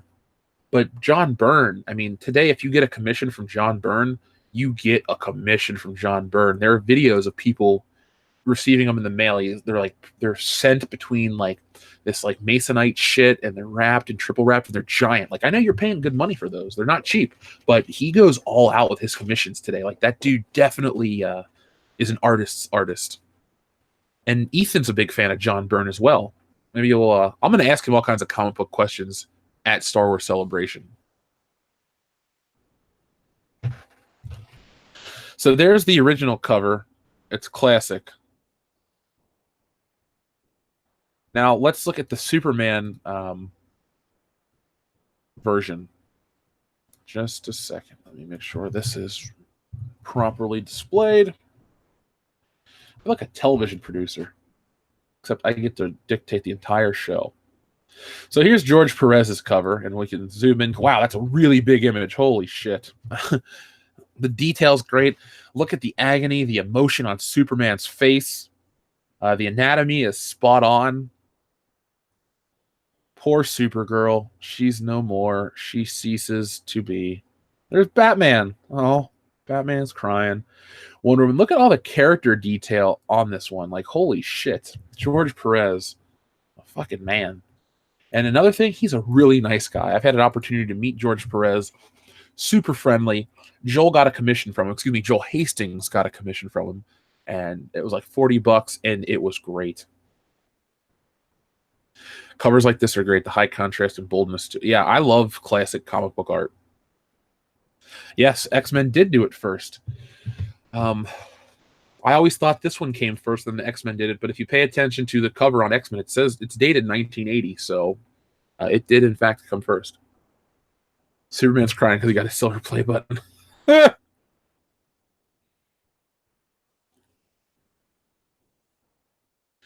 How much back muscle did he put on Supergirl? A lot. She's a buff chick. A Four Loko party. I've partied with Four Loko. Sometimes the nights end well. Sometimes they don't. Sometimes your company's so lame you need a Four Loko to make those people seem reasonable to be around. Good art is good art no matter who does it first. I agree 100%. 100%. I like a lot of those homage covers for Spider-Man number 300, Amazing Spider-Man number 300, or just Spider-Man number 1. Those are fun.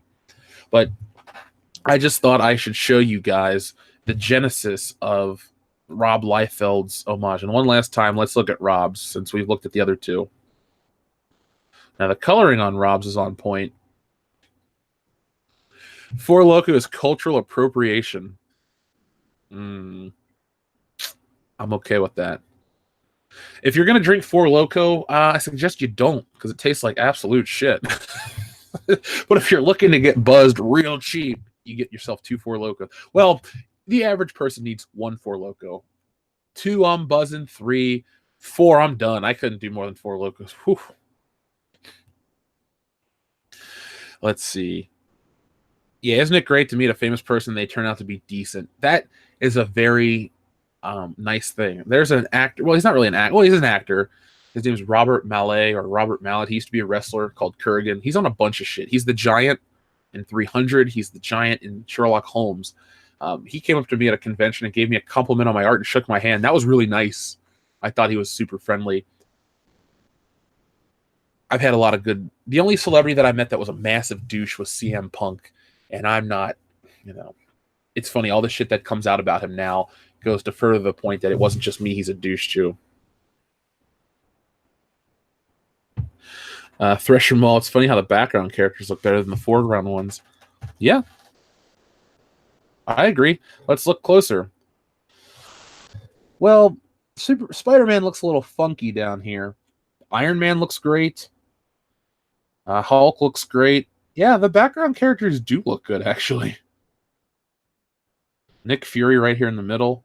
There's Wolverine. Wolverine is too damn tall. He's taller than Captain America. They're roughly... Anyway, I'm not here to critique Rob and pick him apart. That's not what I do. I just thought this was funny. In many ways, this is cover de-evolution.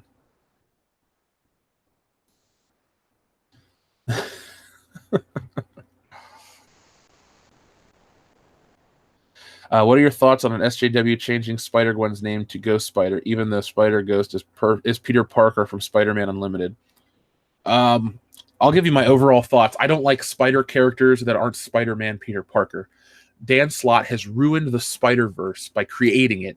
It should always be Spider-Man is very grounded in reality, and he's just in New York. There aren't alternate dimensions or alternate versions. I don't like the clone. I don't like the other clone, Kane, Ben Reilly. All of them don't like them. Thought it was stupid. That's where Spider-Man starts to go off the rails. And now there's so many different versions. Now, I'll sound hypocritical for a moment. I did enjoy the Superior Spider-Man where Doc Ock took over Spider-Man's mind and did shit. I thought that seemed like a very appropriate storyline within the realm of the Spider-Man universe. But, that's about it. I'm not a fan of them changing anything. Miles Hicks says, have a great day, Uncle Shitter. The muff is moist. Miles, you have a great weekend yourself, cousin, nephew, friend. And come back on Tuesday for Good Morning Pop Culture.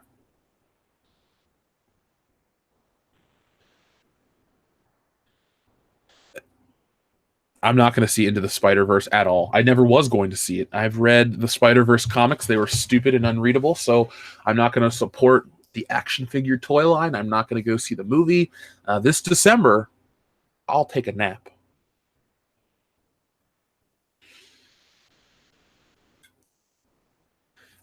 Let's see. SJW Spider-Man equals Spider-Man Homecoming. Yeah, it's Spider-Man. The thing is, I guess I like Spider-Man so much, and I'm constantly watching it be shit on from every aspect, with the exception of this game, which I'm not even that excited for because you have to play as Miles Morales. I don't like him. It's not even that he's like a half-black Latino kid. I just don't like other Spider-Man. Like, there shouldn't be 12 Batmans. There's Batman and Robin and Nightwing and Batgirl and Batwoman. That's the Batman family. Not Batman, Batman, Batman, Batman, and Batman. No. Generic edgelord. How about Spider-Man 2099? Yeah, I like Spider-Man 2099 because Peter Parker had died already. There's a difference between multiple versions of the character in like the same timeline but from alternate universes.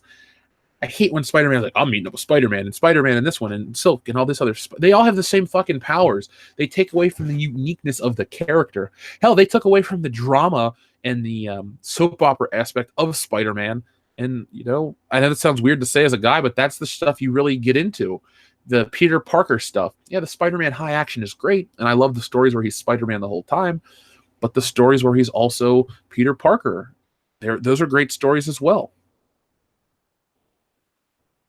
You need to have a chat with Diversity in Comics about Spider-Man. I would watch. Yeah, I've had Diversity in Comics was on the first episode of the High Council. He didn't like going live. Ethan said he just, gets uncomfortable. Plus, he doesn't know me. But I would like to talk to him.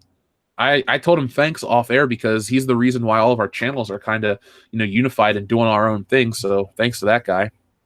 Mareth Dialine heading to work. Good day, Mr. Shitter. Well, Mareth Dialine, I hope you're just leaving your house so you can listen to a little more of the show. And if you're on your way into work and this is the end of it for you, well, thank you, Mareth Dialine, for all your limericks and everything you've done for the channel.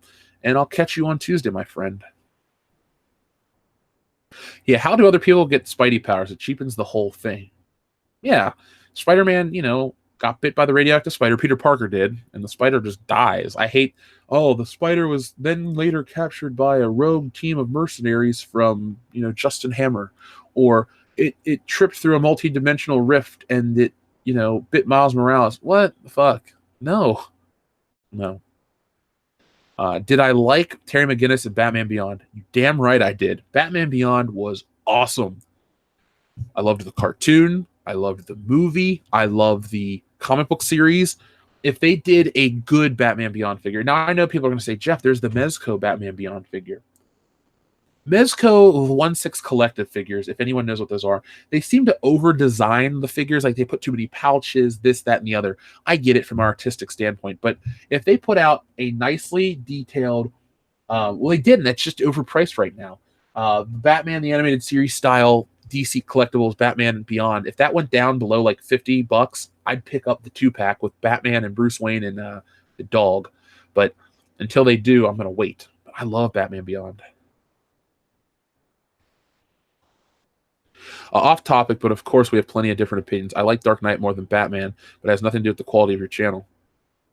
Well, Pete, like I said, everyone can have a different opinion. Most people like the Dark Knight over Batman 89 or Batman Begins. For me, I like Dark Knight a lot. When we watched it for our watch party, it was great. It was a lot of fun. But I guess I don't like the culture that surrounds that film. That's my whole thing.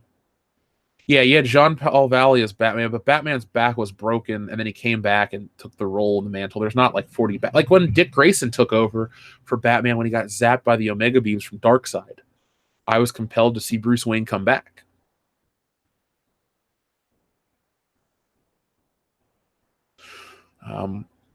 What I didn't like from Batman Beyond was the Joker. You mean like the Joker's group or the actual movie where the Joker comes back through Tim Drake? Yeah, Spider-Man's origin is kind of supposed to be simple. Matanui, I don't know if you guys know this or not, but who passed away a few months ago, maybe just a few weeks now. Sorry, like I told you guys, I don't remember timelines. It's been kind of a weird couple of months. In a good way. It's been going by so fast. I mean, we'll be at 70,000 subscribers by the end of the weekend. So, you know, life is good. Life is exciting right now. But my point I'm trying to make about Spider-Man is Steve Ditko is a very private individual, and we don't know a lot about him. But a couple of years back, the original artwork for Amazing Fantasy number 15, which is the first appearance of Spider-Man, his origin, was donated by an anonymous donor to the Library of Congress. So it's rumored that Steve Ditko himself gave it away because Steve Ditko didn't like the idea of selling the artwork and having it get into the hands of collectors. So he understood the importance of his creation with Spider-Man, and he donated to the Library of Congress. And to me, that's so cool that Spider-Man, not Superman, not Batman, but Spider-Man's first appearance is a national treasure and in an archive protected by that kind of security. You know, we don't know where the art for this or that is, but we know where the art for the first appearance of Spider-Man is, and it's so neat that that's a thing.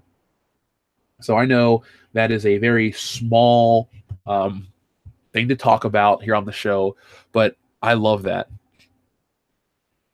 Have I seen Batman Ninja? I have not. Do I like Spider-Man Noir? Yeah. Well, in terms of that video game, was it not Into the Spider-Verse, Shattered Dimensions? I liked that, and I liked that you had that Spider-Man voice actor come back. That was the one I first heard as a kid. Anyway, wasn't Christopher Daniel Barnes the voice of Spider-Man Noir? That was cool, too. It was Neil Patrick Harris. Okay, yeah. Christopher Daniel Barnes was Spider-Man Noir. That was nice to hear him back. Holdo's Muff. Jeff, did you watch The Killing Joke? Thoughts? I did see The Killing Joke in theaters. I paid to see it the opening night. That was back when we were trying to build this channel a certain way, and it just, I was trying everything. So I went to see that. I didn't like it. I prefer the book. That was one of those stories. I thought that it was cool to see it in theaters, and it was nice to be with another group of people, but the opening was dumb. I didn't even mind Batgirl and Batman sleeping together because that makes sense. I know people are like, oh, that's so against whatever. You would think that you connect over this bond for justice and this secret in terms of your identity and what you do and what you can't tell the world. So you'd think that you would come together like that, and that would draw or push Robin away. That makes sense to me. Hell, that relationship was implied in Batman Beyond as well, the movie. That's why Dick Grayson left, because Batgirl and Batman hooked up and all this other shit. So I know people complain about the banging that Batman and Batgirl did, but overall, I just didn't like the movie. I thought it was kind of dumb. Billy Ritchie, The Killing Joke was badass. The book is badass. Like I said, the animated feature just didn't hit for me. Overall, DC animated shorts or movies, if you will, or not even really movies, are like 60 minutes. They were great in the earlier 2000s. Like I guess Death of Superman was the first one in 2007. They got really good, but then they kind of hit a tipping point, and not in a good way, in about 2000 and what was that, 12 or 13, when The Dark Knight Returns came out. I haven't liked them as much. They just feel cheaper and cheaper and cheaper. It's like the resources have been slowly directed on the the live action stuff, but the live action stuff hasn't hit well, so everything's starting to suffer. Now, the Suicide Squad animated feature was better than the live action Suicide Squad, and that's not really saying much, though.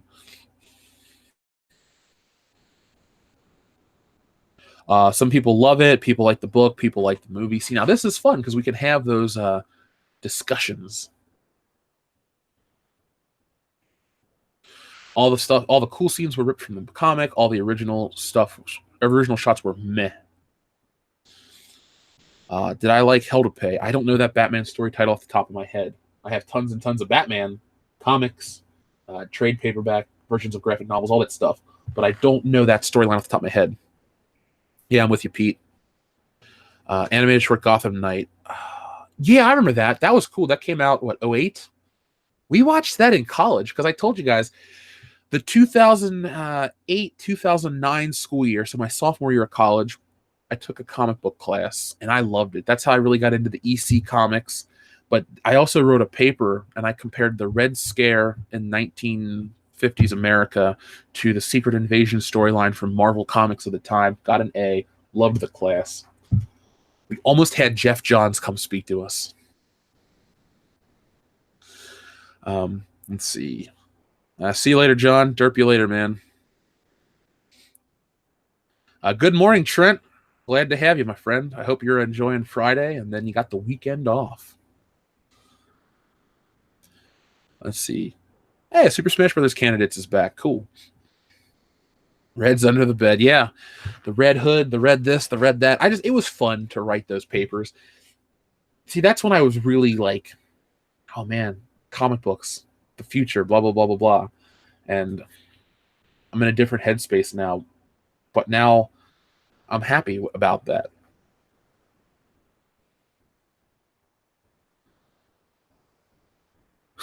Did I know that Holdo had two blue eyes? One blue left, the other blue right. Damn it, Adam. I don't want to think about her face. Ew. I actually wrote a 20-page paper on the subculture of Star Wars and scored an A on it. Nice. You know, college is fun for many reasons, but it's nice when you can take something that you've learned in school, apply it to something you're passionate about in the real world, and get a good grade. Like my Beverly Hills Cop paper that I read about Axel Foley being the best representation of a minority character in film. I was proud of that paper. I'd love to share it with you guys, but like I said, the computer with it on it was stolen, so I don't have it anymore. Cadmium read back in college in 2006 or 7. So I was a senior in high school between 06 and 7. Started college in 07.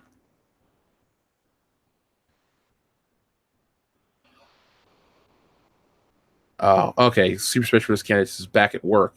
Okay, I barely have time to watch streams. Oh, yeah, I forgot work. DC Animated Division is so good. So many fun films.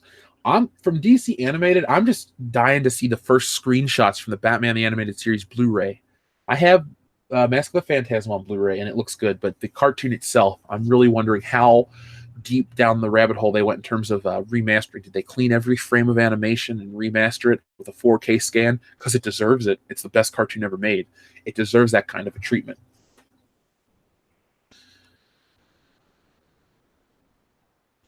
Thank you for setting 30-minute warnings on your live streams. It helps me make sure to be here. Well, thank you, Amy, for making sure or taking the time to be here. Yeah, I'm gonna do better about giving you guys plenty of time to know when we go live. That way you can hit your little set reminder button and be here for the whole thing, because we are a morning show and we go through the topics, and we in the beginning we would kind of keep circling back, but this way we have much more of an interesting dialogue, I feel, for the 2 hours and change that we're on the air. So I will definitely continue to do the reminders, Amy.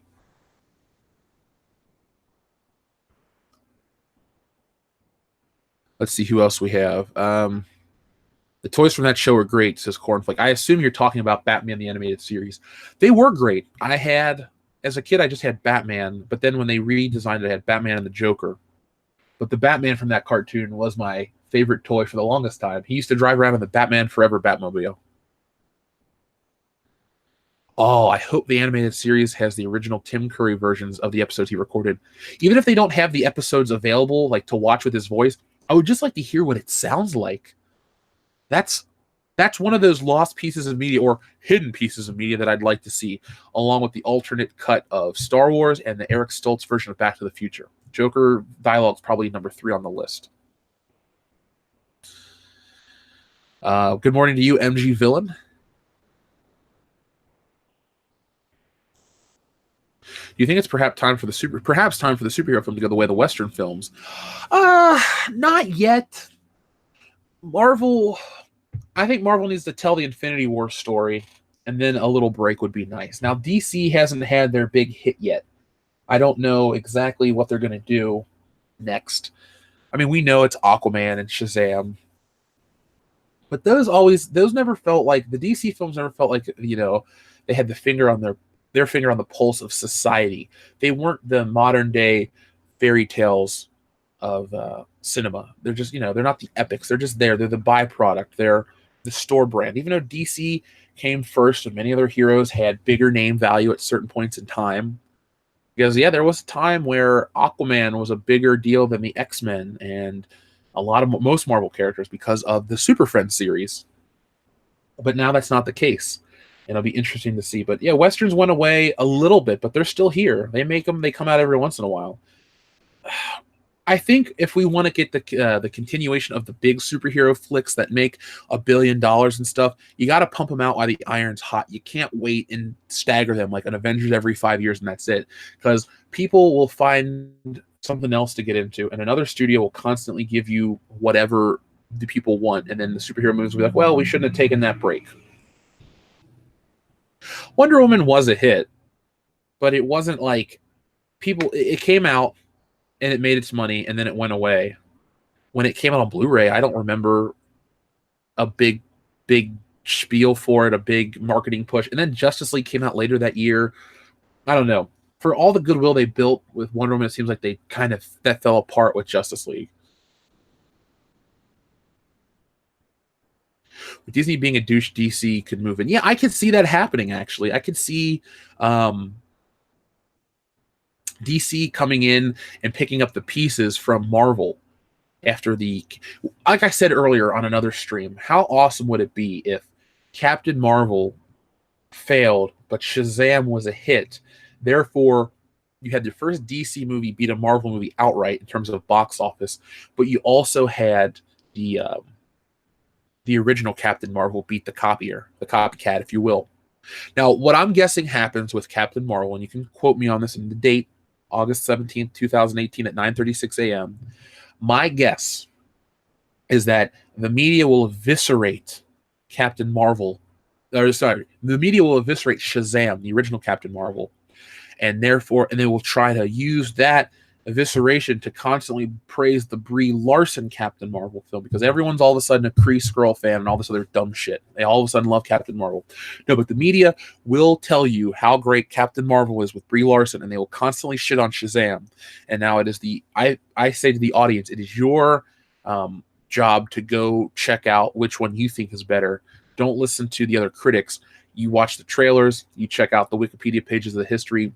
Are you interested? You look at the tone of the trailer. For me personally, obviously there's no Captain Marvel trailer, but because I know Brie Larson and the garbage that she is about in real life, I'm all for Zachary Levi's Shazam flick. And I don't even like Shazam as a character, but I'm ready to jump out and see that movie because the trailer blew me away. We know what the Marvel trailer is going to be. Same old shit. It's going to be kind of dry and kind of boring and a lot preachy, and I'm saying that the media will use its power much like they did to build up the Force Awakens or the Last Jedi. Everyone says it's so great in the media, and you'll get the Rotten Tomatoes score from the critics for Captain Marvel, the movie with Brie Larson, so high, but the Shazam stuff will be so low, and then the audience will hopefully not be duped again. I will just make videos that say, hey guys, you gotta remember they pulled this shit with Star Wars and it worked. Don't let them pull it again. Don't let Disney have another victory because people are afraid of them. If you see both, that's awesome. But don't let a critic tell you that you don't watch Shazam, it's so dumb. Go check them out.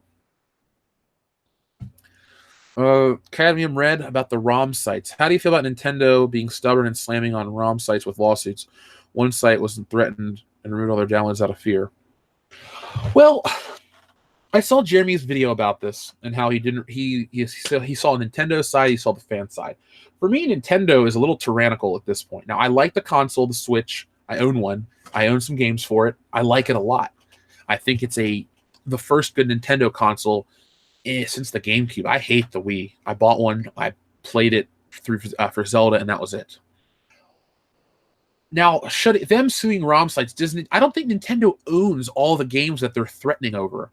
Like, I could see them calling for all their IPs to be taken down. I don't know the legalities of them with, copyright expires and stuff. Like, can they really go after, somebody that puts up DuckTales or something like that? I don't know. I think Nintendo one thing they need to do, in my opinion, is to relax on this fucking YouTube partnership.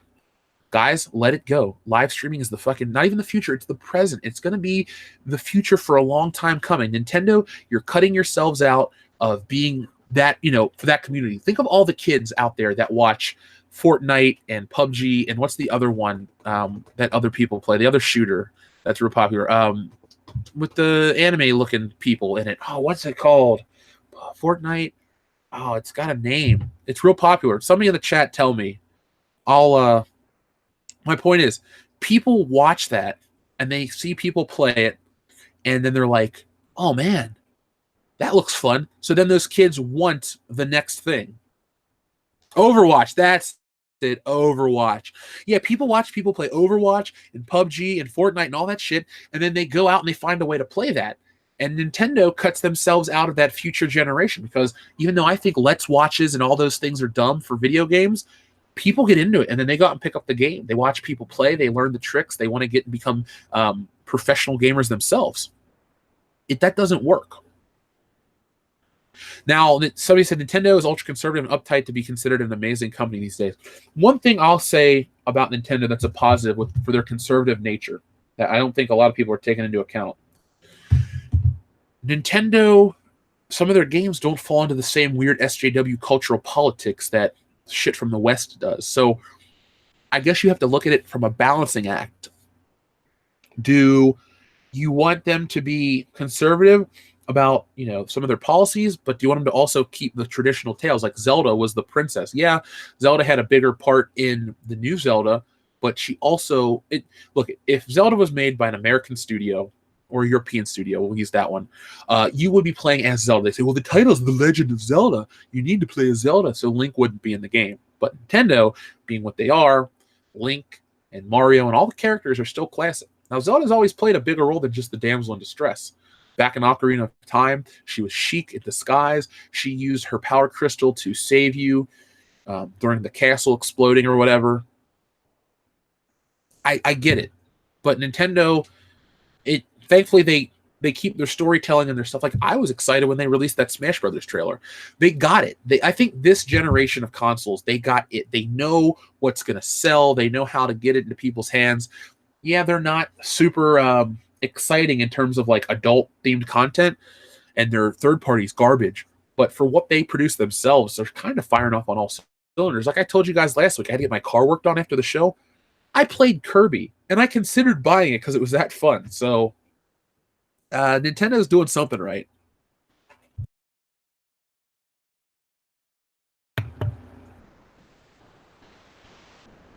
Yeah, I get what you're saying about conservative cadmium red. I wasn't knocking you on that. I was just saying, for how they're conservative in that aspect, I think them being conservative in terms of other storytelling aspects is a positive. Zelda was chic. Spoilers, bro. I still wish Sophitia would be in Smash Brothers. From Soul Calibur? That could be cool. I wish Ivy from Soul Calibur would be in Smash Brothers. Jiggle physics and all. Billy Ritchie, thank you very much. Japan and Eastern Europe hate SJWs in gaming. Yes.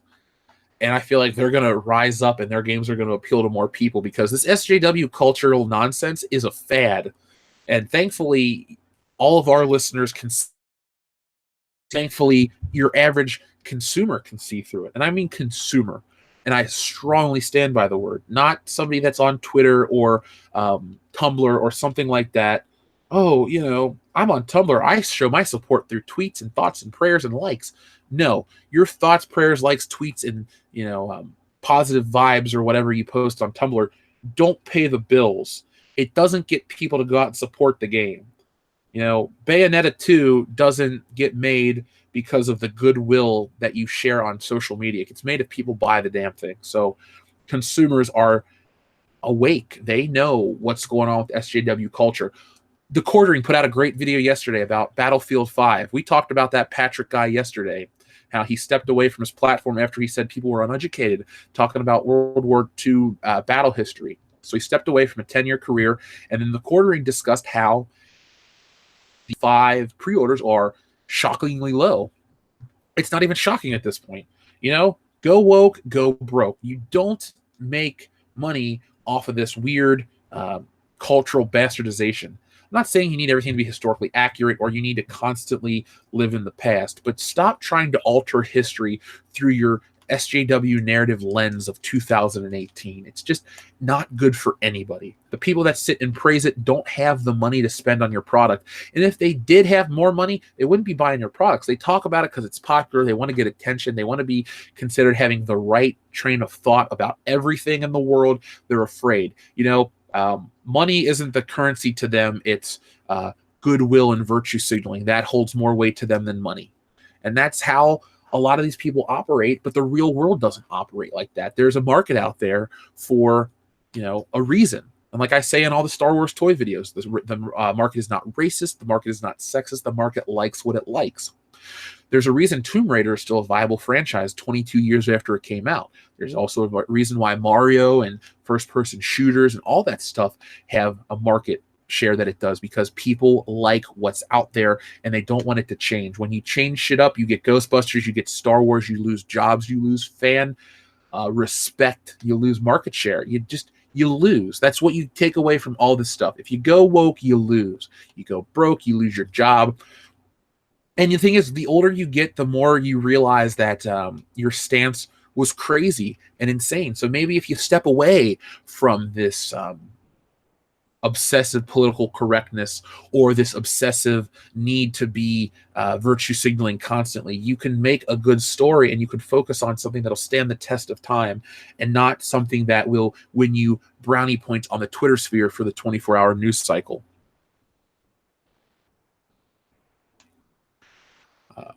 Yeah, revisionist. You have to fight that shit. The market likes hot toys. Oh, the Jeff likes hot toys. They're so good. You know who likes hot toys is American Trent 007. That guy basically has a small fortune in hot toys. Trent, if you trade those in, you could get a Ferrari. I'm just saying, man. I'm just saying.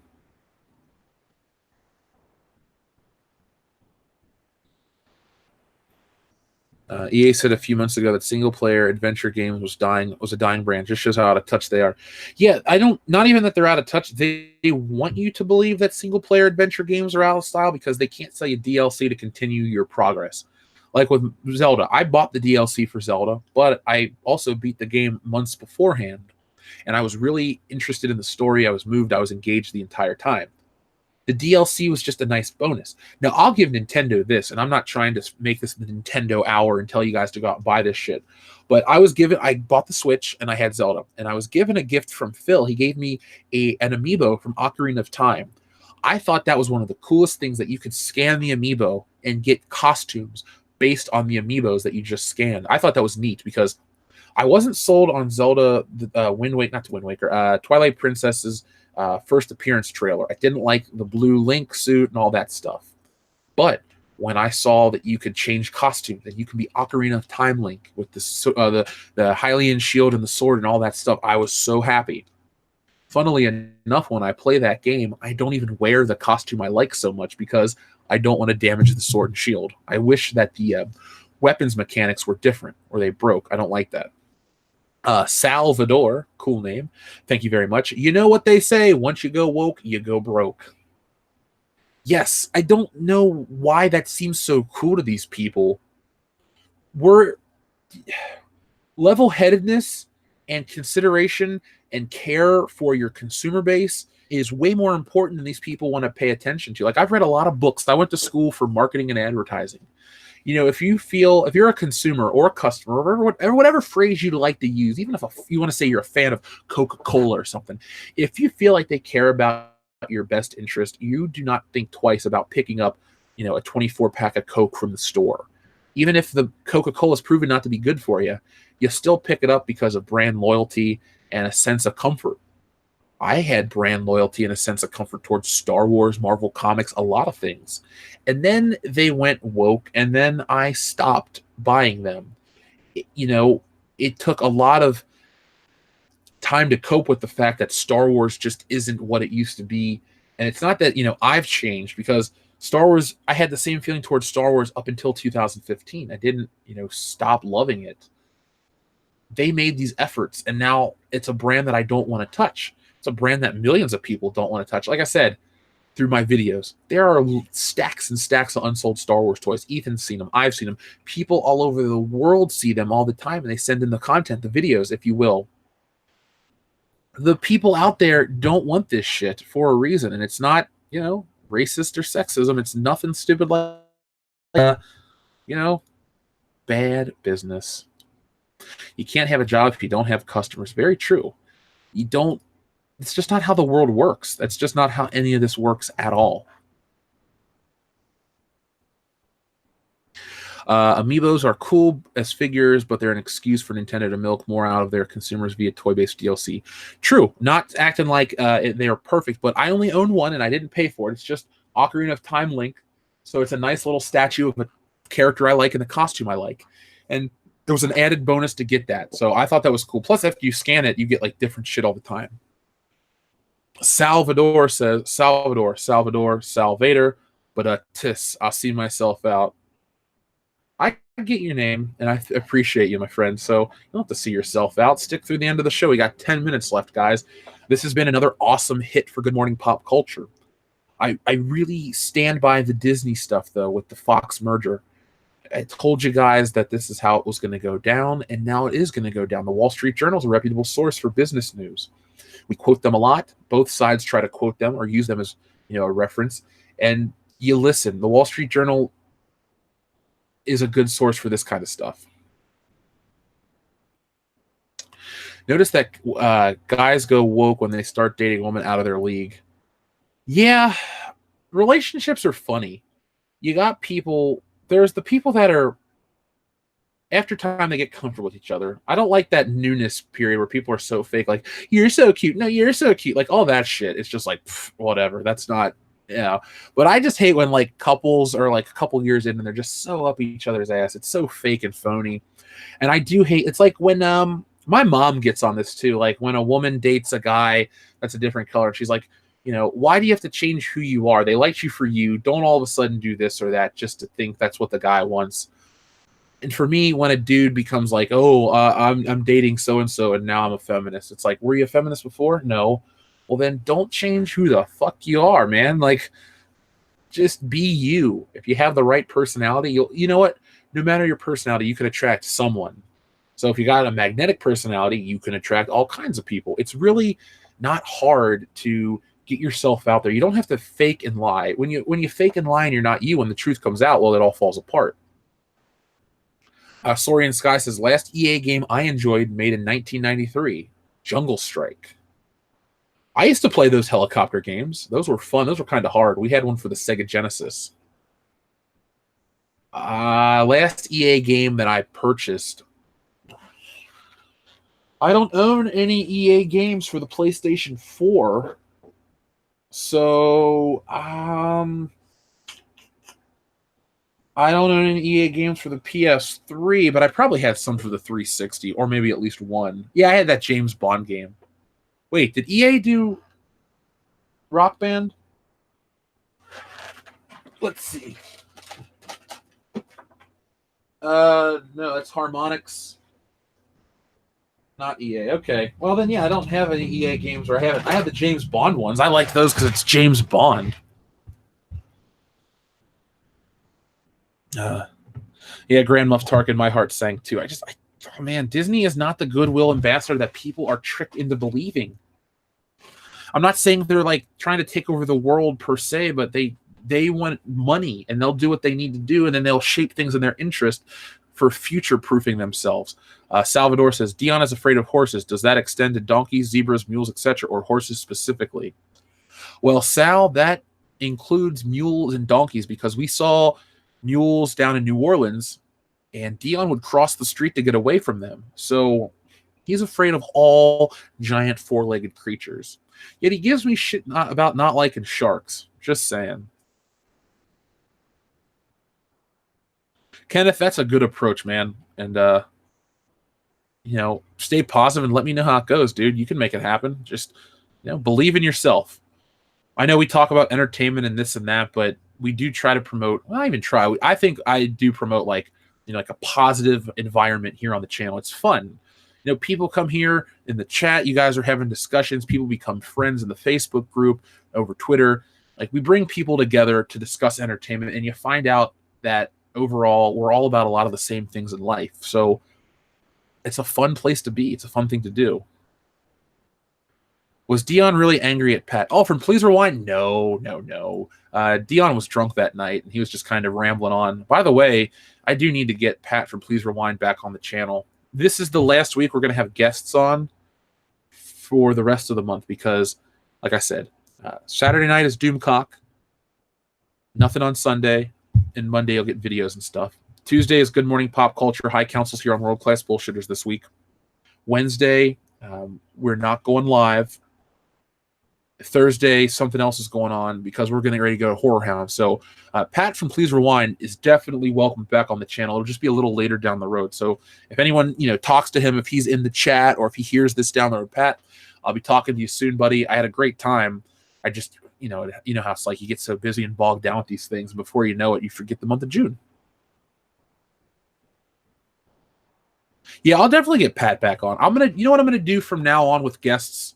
I'm going to have him here on the show, not Good Morning Pop Culture, but here with me on the channel, and it'll be more of a one-on-one discussion, like Doomcock. It's just going to be Doomcock and I talking. Now, with Mauler and the Dishonored Wolf, that worked out perfectly because they know each other, they have a history to play off of each other, and they're really engaging and entertaining for you guys. But somebody like Pat from Please Rewind, I'll have him come on, him and I will talk about stuff, and we'll kind of, dig deep into conversations about entertainment, and you guys can ask questions and stuff. Have I ever seen Bigger, Stronger, Faster? And when will Anti-Trekker be? Can Doomcock bring him? I don't know if he's bringing him or not. Remember, guys, a lot of YouTubers have conflicting schedules, so sometimes it takes a while to get them to appear on the channel.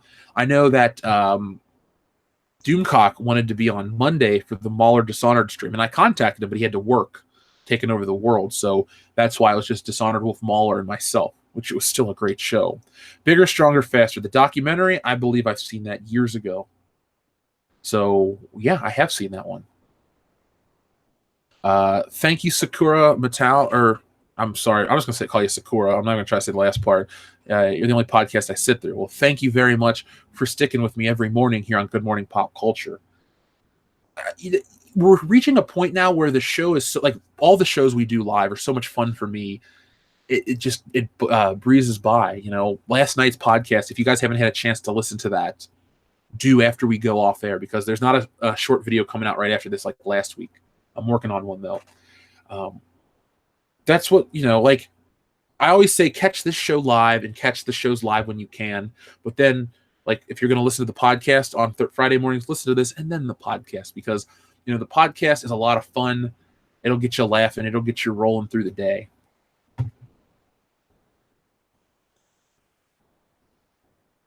You guys talked about going to AVN last night. Yes, we did, Cesario, Japan. Yes, we did. Grant Smith Basis, Jeff just got home.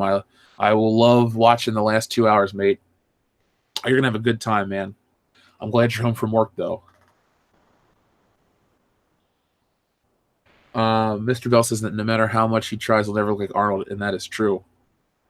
Some people have different genetics. I'm pretty lucky. Just consistently going to the gym, I can build muscle quick, so I may actually be wider than Arnold Schwarzenegger in terms of shoulder and chest, but that's not interesting to you guys. Jeff, don't you ever cry about a button, even a silver one. Oh, I wasn't going to cry about a silver play button. I'll tell you this, though. I'm going to take it everywhere with me when we get one. I'm going to roll around. I'll be like, I'll go to conventions. I'll be like, hey, you ever heard of my YouTube channel? No. The funniest thing ever for me, and I don't really like go out in public and talk about the YouTube channel. Actually, I don't tell anybody what I do because I don't like to brag about it. Plus, I really don't want them to, like, see me out in public and then come up to me and talk about the show. Like, if you figure me out by my voice, I'm fine with that. I'm not like a secret private person. I don't lead like this, life that I don't want. I mean, you guys know what I do. I'm on here 90% of the time. If I'm not here, I'm sleeping, or I'm at the gym, or I'm watching Third Rock from the Sun, or whatever show I'm currently streaming. But I don't really go out and tell people too much about that. And I did have one time where somebody was bragging about their YouTube channel, like, yeah, we got 10,000 subscribers. I'm thinking, oh, that's awesome. And then they're going like, yeah, you'll never meet anyone else that has that many subscribers. And I wanted to pull out my phone and be like, we beat you. But I let them have their moment. So hopefully I see those people again, and I'm just like, hey, you may have 10,500 now, but I got a silver play button. I'm probably not going to do that. Down the road, though, when we go to conventions, we will take our silver play button and hang it up and then take it with us so no one steals it. But I will make sure that that silver play button gets to travel with us. You should make a Nightmare on Elm Street comic where Dion is the victim and Freddy Krueger is a mannequin horse hand. Oh my god, that's awesome! I could do that. Thank you, Adam Shawhan. Is it Shawhan or Shawhan? Because like Han Solo or Han Solo, there's the two different ways. I know you're gonna be at Horror Hound, dude. It's gonna be fun. You tell me what days you're coming up and what time, and like I said last night, I'll make sure with the table, and we will have a lot of fun. Hell, we'll get you on a live stream if you'd like to appear on camera and say hey to all the listeners out there, and just have a good time. It's a party weekend. The weekends are for parties. I can't promise anybody coming on the High Council about the Warhammer 40K stuff, but I could, once I figure out my schedule for September, could have somebody come on and talk about that then. So that could be interesting. Okay, Sundays we're going to be there. Okay, cool. You should make a wrestling title out of a silver play button. I love that idea, Dave. I think that's what we'll do. Maybe we'll, take some super chat money and have a custom silver play button World Class Bullshitters title belt made. Oh man, oh my god, you know who that'll piss off is Phil, the guy who used to be on the show, because Phil has a world heavyweight title belt with his name on it, and he used to carry it around to conventions to get people to talk to him. So we would go, I worked the Comic Con here in 2014, and it really wasn't a successful show. I just, it was my second show. I wasn't doing well. And then we had a thing called Oktoberfest here in Cincinnati. It was the same weekend, so the city was swamped. So what we did is we worked the comic convention, and then I went down to Oktoberfest and got drunk. But Phil chose to bring his title belt with him everywhere, so he had to carry this gold title belt, and people would stare at him, but they wouldn't come up and talk to him about it, because it's like, you're not really the world champion. Like, Ric Flair was the world champion. Triple H was the world champion. The Rock was the world champion. But no, that title belt you didn't earn. I feel like if we had a silver play button world title belt made for World Class Bullshitters, it would be like a legitimate title that we earned. So that's a great idea. Let's see. What's been going on with Mundane Matt these days? Has he been flagging your videos too? No, Mundane Matt is not really a topic here on our channel. I mentioned it earlier in the week. He's going through his own meltdown. He's doing it his way, whatever. But if you go back and you listen to the High Council when Mundane Matt was a guest here on the channel, I said everything I needed to say to him. The only addition I will make to that is that he lied to our faces, and he is not welcome back here because he lied to us. I'm not going to talk shit about him. I'm not going to make fun of him for hours and all that crap. I've seen the videos. You guys have seen the videos. You can Google it. You know what's happening with him. He's not... it's weird. That is the only YouTuber out there that my hand is not outreached to anymore, because you slapped it, you bit us, you lied. So that's really my take on Mundane Matt. I won't be making any videos about him because I'm not interested in this subject. You got other people that are running it into the ground. Let them. We're keeping it fun here. So that is the Mundane Matt situation here on World Class Bullshitters. Yeah, I don't trust him at all. There's no trust. I ended it civilly when he was here on the channel, and he said what he said, but it was just all fake. Yeah, it is sad to listen to. Thank you, Cornflake. Well, that's really it. I mean, that's all I have to say about the guy. He's not, I'm not too worried about it. It's over and done with, and I'll be focusing on some of the other videos and stuff and content I have to produce here on the channel. So that's really about it. It's 10:03, so if you guys have any more questions or anything you'd like me to cover, let me know. I'll gladly do that. And if not, we'll close this stream out, and we'll close out another week of Good Morning Pop Culture. I mean, I can't believe the weeks go by. It's Friday. I got stuff to do. Yeah, I know there's still 10 or 15 hours of work to do today, but you know what? It's another week completed of this. We've been through another podcast. The late night is over. I can kind of get some sleep now. So, good morning, Professor Shitter. Well, good morning to you, Commander Cody. I'm glad you are here to catch that. Sakura, catch you next week. Hey, don't wait till next week to listen to me. Make sure you join us on Saturday night. I'm going to have Doomcock on here, and it's going to be a nice, slow, easy, relaxing show. Maybe I'll bust out some more Crown Royal. He and I can talk about stuff. We'll learn a little bit. We'll laugh. Maybe at the end, I'll call in Cecil to see if he's available. That could be kind of fun. Let's see. Ghost of Nicholas Clark. Are you going to watch Disenchantment? What is? Let me Google that then. If that's a movie or a show, let me see what it is before I can tell you no. Let's see. Disenchantment. Oh, the Matt Groening Netflix show. Is that out today? Futurama Magic. It's a disappointment. Should you skip it? I guess I got to watch an episode or two because I do like Matt Groening's work. Simpsons fan here. Not going to act like he's still, kicking ass. But he's he's a legend. I will check out the show, 1 or 2 episodes. That could be fun. That could be fine. But I'll let you guys know on Monday if I've watched it and if I've and what I thought about it. Maybe if I check it out tonight, who knows? What do I think of Close Encounters? The Third Kind? Fine movie. Don't love it. Don't really hate it. Not the biggest Spielberg fan, man. It's he does stuff, but that's it. I love some of his work. I like some of his other work, and I dislike some of his other work. I haven't seen the Iron Fist Season 2 trailer. I'll check it out. I've watched all the Marvel stuff on Netflix, so I guess I'll continue to watch it.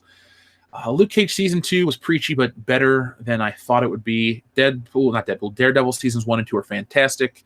All of those shows have been ranging from great to pretty fucking bad. So it hits the entire spectrum of quality. Jessica Jones Season 2, not really interested beyond that season because I hated what they did with Patsy Walker.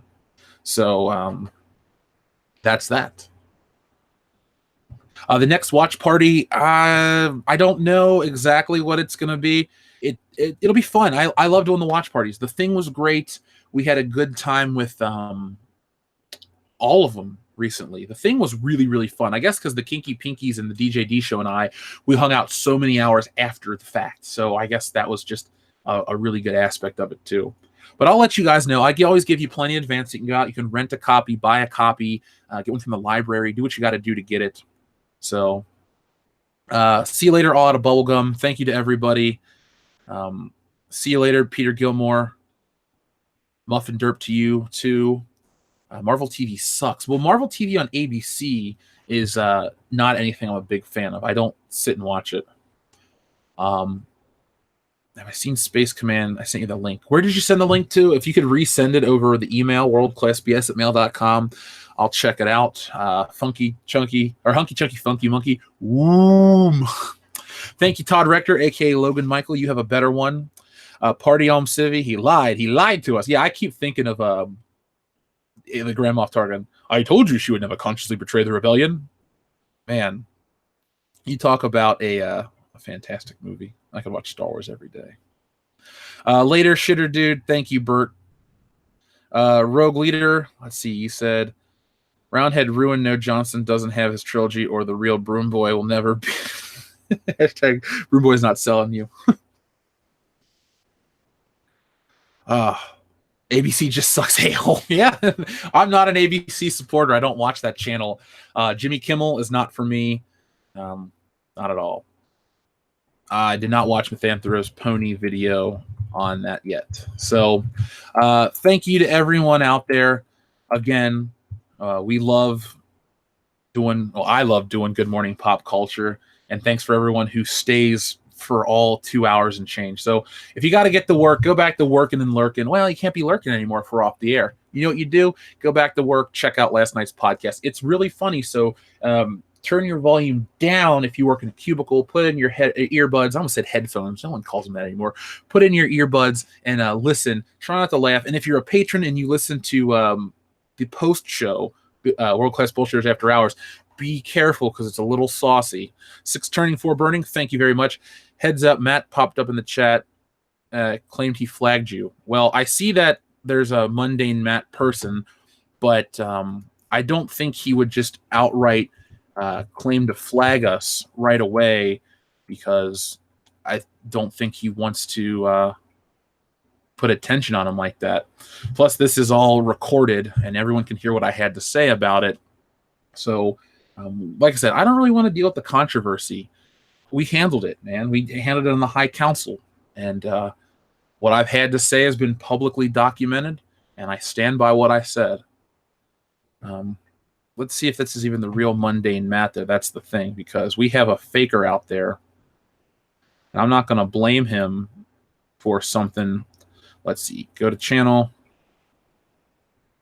It's not even the real Mundane Matt. It's the faker guy who is, put it like this. We have one listener out there who harasses us constantly, who makes fake profiles, who's been, constantly bothering us. Facebook's been notified. Kendo has talked to a lawyer about impersonation on the internet because it's not legal. So that is not the real Mundane Matt in the chat. And if it was the real Mundane Matt, he heard everything I had to say, and I stand by it 100%. That is the... thank you, Sire J. Longstroke. Let's put the issue to bed. Well, we're going to hide the fake one because I don't deal with fakers. So, guys, come back tomorrow for that.